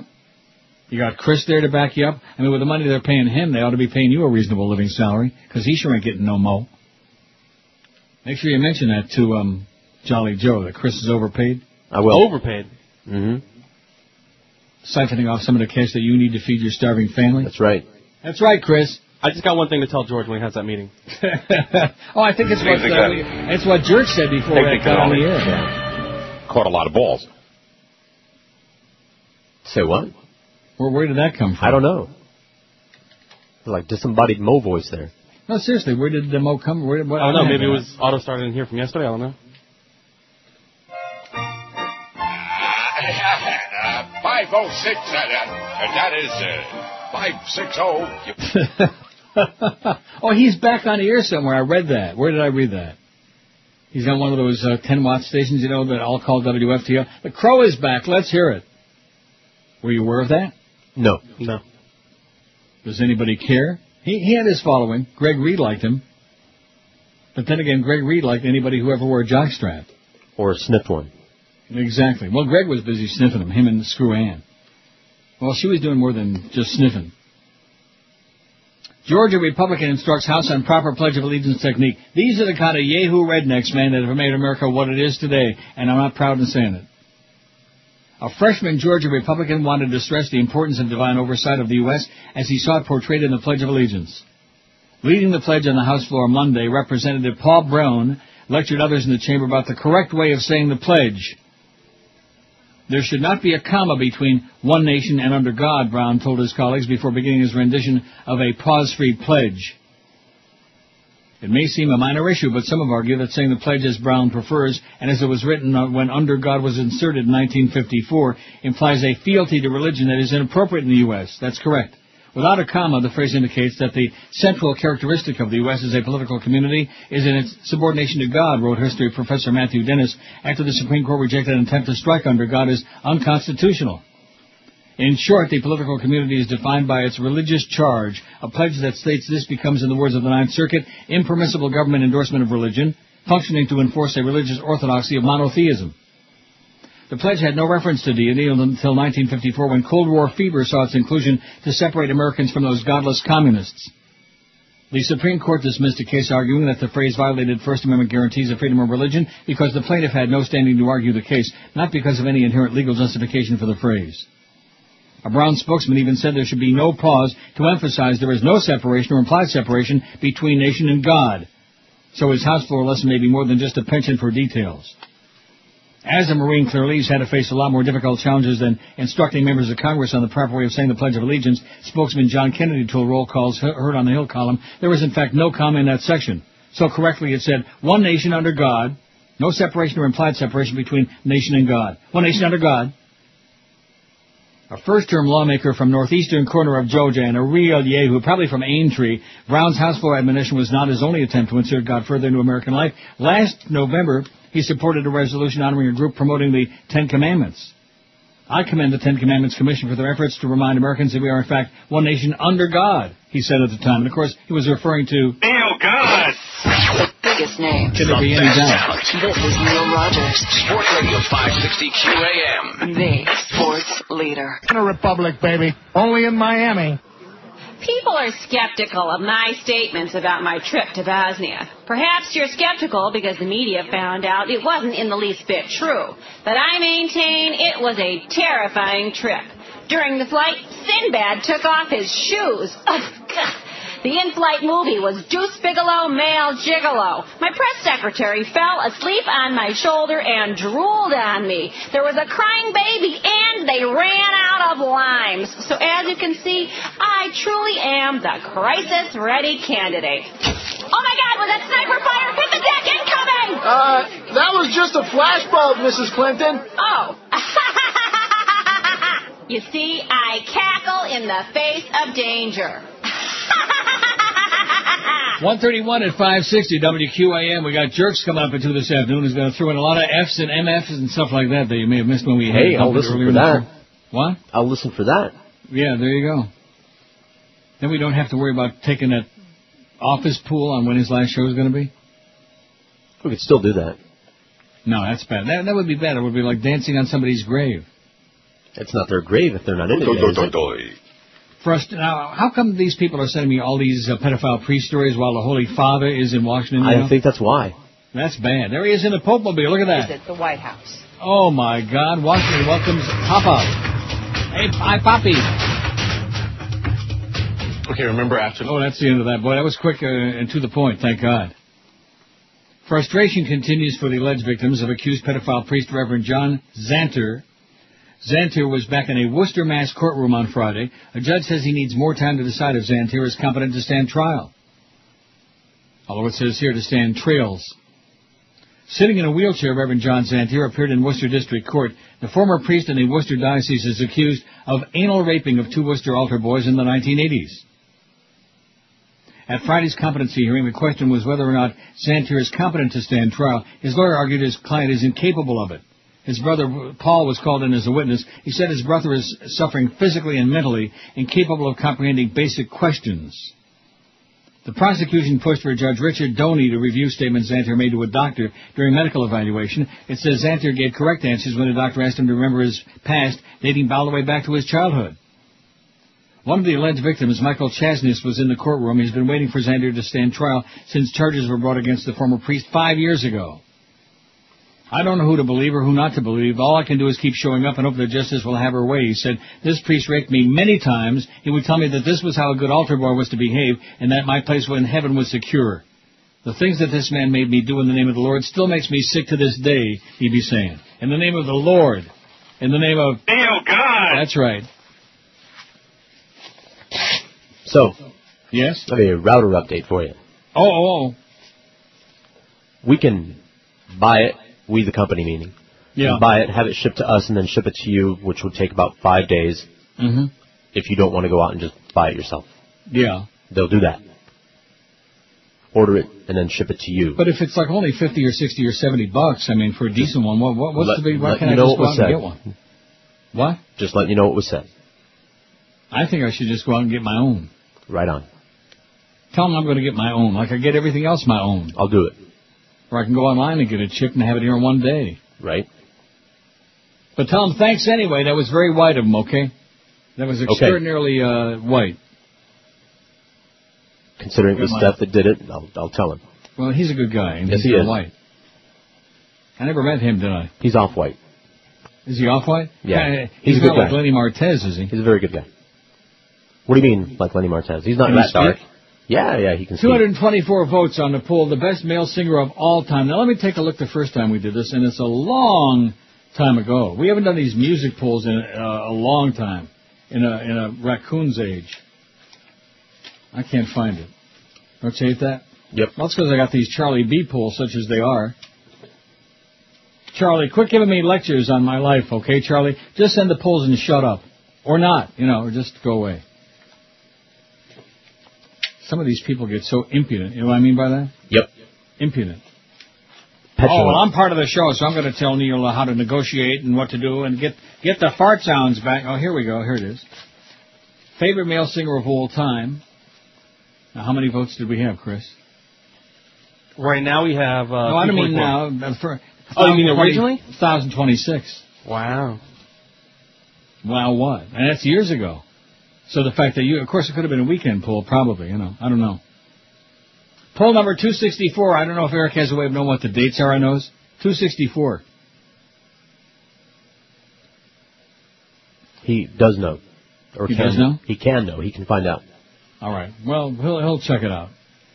The best male singer of all time is, and so far in this one we got 224, but this was the new poll today, just to goose Chris total up over 1,000 to make him feel better. Well, thank you very much.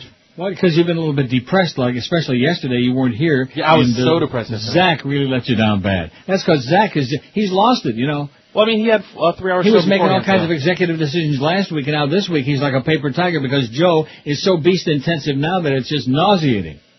The Beast and Ira Windbag and Ira and the Beast, and it's like Jimmy and Danny all over again. The best male singer is Freddie Mercury, 43. George goosed that up big time. He goosed that old queen. Well, he was just hanging there below Elvis. I need to give him a little push. Yeah, it was just hanging there, and so George goosed it. Frank Sinatra, 28. Now, what kind of candy should I get before I get in the cab to go to the... None. Why not? Because it's bad for you. How about score? How about a 0 bar, like 0? How about a couple of score bars? All right. What? All right, what? Now, why do you say it like that? You're going to die up there. I'll die somewhere. But not until I'm through with my last contract, I'll tell you that. I'm here. I'm good till 2013, till the end of it. February 22nd, 2001. Oh, is that when I'm going to die? So well, that's like it's over 7 years ago. So people would say, oh, well, we keep repeating the same old polls. Well, at least we're not doing a hamburger one every day for like 8 months. Now, I want somebody to compile for us a list of all the places that Tootsie had on there for the best burger in town. Or we can do our own, for that matter. What the hell do we need his crap for, His stale crap. Freddie Mercury, 43. Now, how did he do the first time? He came in third. Behind. Just edging out Jim Morrison. I think Jim Morrison is getting the shaft on this. Who were second and first? What? The first time around. Who won and got second? Roy Orbison, 147. Elvis, 141. Freddie, 110. Jim Morrison, 100. All right. Freddie's the only ones with 100 or more. What? Freddie's going to win it this time. Now look at Jim Morrison. Where the hell is he? He's only got 6 votes. Jim Morrison. Come on, Jim. A lot of people claim that he's got the greatest voice of all time. It is soothing, warm and soothing, buttery. Yeah. Is that how you would describe it? Buttery? Riders on the Storm. He was great. I liked Jim Morrison a lot. Miami, they didn't like him, though, because he was doing stuff in his pants. The best male singer of all time is Freddie Mercury, 45. Frank Sinatra, 28. Elvis Presley, 23. Roy the Boy, 21. Marvin Gaye, 19. Marvin's moving up on the hit parade. Paul McCartney, 11. Michael Jackson, 9. Elton John, 8. Burton Cummings, guess who? 7. Great voice, great singer, great music, and a real jackass. John Lennon, 7. Jim Morrison, 6. Billy Joel, 6. Johnny Mathis, 5. Paul Simon, 5. Luis Miguel, 5. That's my vote. Robert Plant, 4. Steven Tyler, 4. I bet you're surprised I didn't vote for him. No. I should have. Well, there are too many good ones on here. Jay Black, 4. Bob Seger, 4. Come on. Rod Stewart, 4. Oh. Geddy Lee, 2. For a second there, I thought it said Geldy. Yeah, Geldy's got the Geldy Lee. voice. Geldy Lee. Rick Nelson, 2. Come on. Ronnie James Dio. Who's that? From Dio and Black Sabbath. Oh, 1. David Bowie, 1. B.J. Thomas, 1. Who was that? Who was what? B.J. Thomas. Raindrops keep falling on my head. Oh, okay. Neil Sedaka, 1. Gene Pitney, 1. And none yet for Neil Young, Dion, or the Fat Man, Antoine Fats Domino. That's an insomnia. Biggest names. The best That's talent. what it's great. This is Neil Rogers. Sports Radio 560 QAM. The sports leader. Lock it in and hold it. Prices at the pump head upward. In some local areas, they've officially reached record highs this morning. And no question about it, it's really starting to take a financial toll on drivers. Way back when, in 67, Boy, this must be serious. cheap cost of fuel at the pump was divine. Come on, how's the Beaver? Oh, it's gorgeous. Oh, well, that's great. Smells nice, too. Now I can't afford it, it's really killing. Now we'll never be able to afford my lip injections. That's inhumane. I get heart failure, I can't believe my eyes. 419 for regular blood. I can't fill up at all. Won't drive anymore till the prices fall. I think we're out of gas. They can't afford to pay for it. There's nothing you can do about it. So if there's anybody who thinks I'm bringing one of my Corvettes up here, it's now over $5 a gallon for regular here now. Wow. So anyway, update. Yes? You buy that router, fill out an expense report, company reimburses you. How's that? And what about the $180 I spent on this backup power supply? Well, I didn't ask about that, obviously. No, I don't, listen, I don't need it, okay? Okay. People are starving, all right? I don't I need know. to do, I can handle my own studio here. This year, starting next year, different story. Fax paper, fax machines, anything that needs for this studio, they will be getting expensed on next year. I'll make sure you got lots of those sheets. That's right. Give me lots of sheet. Oh, there's Tiger Woods. He's out of for a month after surgery. Oh, my God. How are we going to survive without the Tiger? The Tiger! You people are all wrapped up with the Tiger and with golf, man. You desperately I have no life. need to see Dr. Jack Kevorkian. Lifeless. Oh, and they've even got Dr. Sanjay Gupta on here. Must be really important. Apparently was causing him pain. Oh, he's getting paid, the Tiger. He's got that hot blonde wife. He's got millions and millions and millions of dollars for playing golf. Doesn't it make you want to vomit? Yeah. Makes me nauseous. Global hotspots of hunger set to explode as food prices continue to escalate worldwide. Some of the poorest nations in the developing world are in danger of social and political upheavals. The unrest, which is likely to spread to nearly 40 countries, has been triggered largely by a sharp increase in the prices of staple commodities, including wheat, rice, sorghum, maize, and soybeans, according to the UN. I don't even know what sorghum is. It's a thing. Oh. I've seen a few of those. It's like a wheat. It's a grain. Following last week's food riots in Haiti, which claimed the lives of 4 people, what happened? They ran out of mud? I was going to say. Secretary General Ban Ki-moon has appealed to the international donors for urgent assistance to one of the poorest countries in the Caribbean. Take the money that you would spend on a router and send it to Haiti to feed some starving schleppers. A meeting of the world's finance ministers in Washington over the weekend warned that rising food prices were more of a threat to political and social stability than the current crisis in global capital markets. The Food and Agriculture Organization, the FAO, has singled out 6 countries with an exceptional shortfall in aggregate food production and supplies. Lesotho, which I never heard of, Somalia, Swaziland, Zimbabwe, Iraq, and Moldova. Where the hell are those places? Moldova? Some of them. Moldova. That's what happened at Mo's Head, at Moldova. In addition, those 6 countries with widespread lack of access to food include Eritrea, Liberia, Mauritania, Sierra Leone, and Afghanistan, North Korea. Sierra Leone. Was that a movie with John Wayne? I don't know. Here's a fax. Neil, listen to your tech guy. It's better to pay a little more and get the better router. What does that mean? Oh, in other words, listen to Eric. Right. Is Eric our tech guy? Eric is he's our ace in the, like they say in America, our ace up the ass. I assume that he's telling you to buy the D-Link gaming router, which is designed for gamers who need a low latency and is a very good. Well, what does that mean? Gamers? Like people who play computer games, I imagine is what they're talking about. No, I don't play no computer games. I don't gamble online. Nevertheless, keep reading.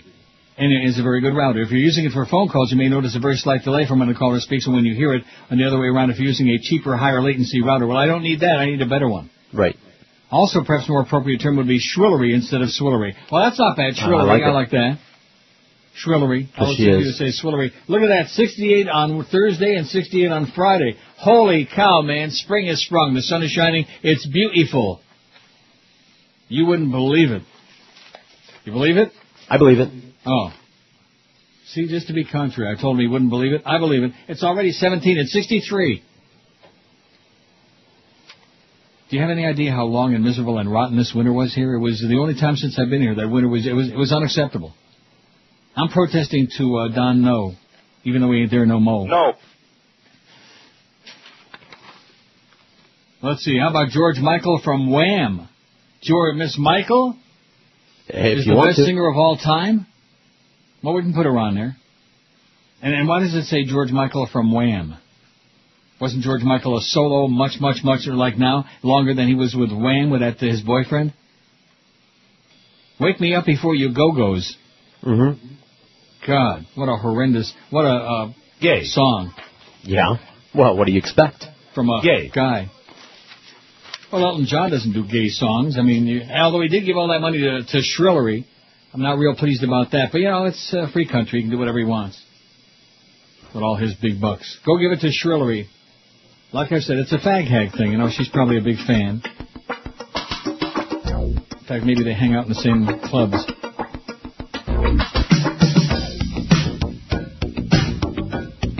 Is that Miss Michael? Of course. Well, why don't you play something good? He did have a couple of good songs. Name one. That ain't one of them. This is a big hit. Look at that. Chris has got 1,058 votes already. Get out of here with that crap. Sounds like this time he's actually using the crapper.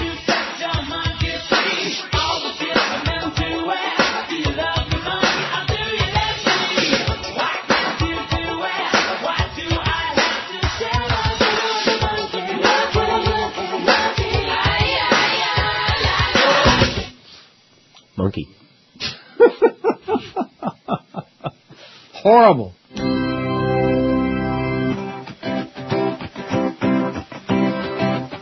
Well, I guess it would be nicer if I could sleep with anyone, make love to almost anyone, 'cause it's been so long. Yeah, I've only done it twice since the year 1992, but there was Andrew Ridgely too. I couldn't help myself, he looked so good after all that vermouth with Nicole Kidman and Tom Cruise. Both I gladly would sexually misbehave.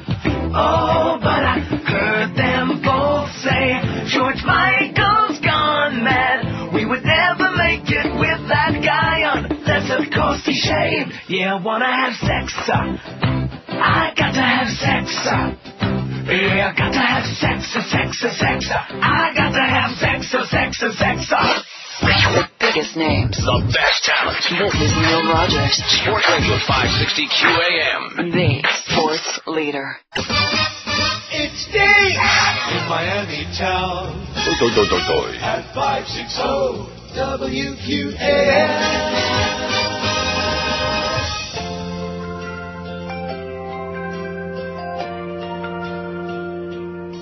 Back in the day when someone done us wrong, we didn't take their crap. In Pearl Harbor, when the Japs dropped their bombs, we bombed them back. And now the Saudis, they hit us hard, and on our cards our little flags wave, as that Saudi-loving retard points the bombers the wrong way. And I'm embarrassed to be an American, where they follow Bush like sheep. The United States of arrogance, led by Bush and his family, greed they got this country.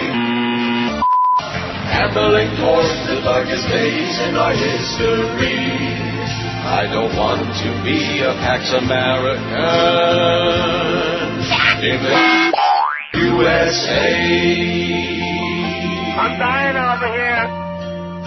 You fairy. What's a few thousand innocent lives?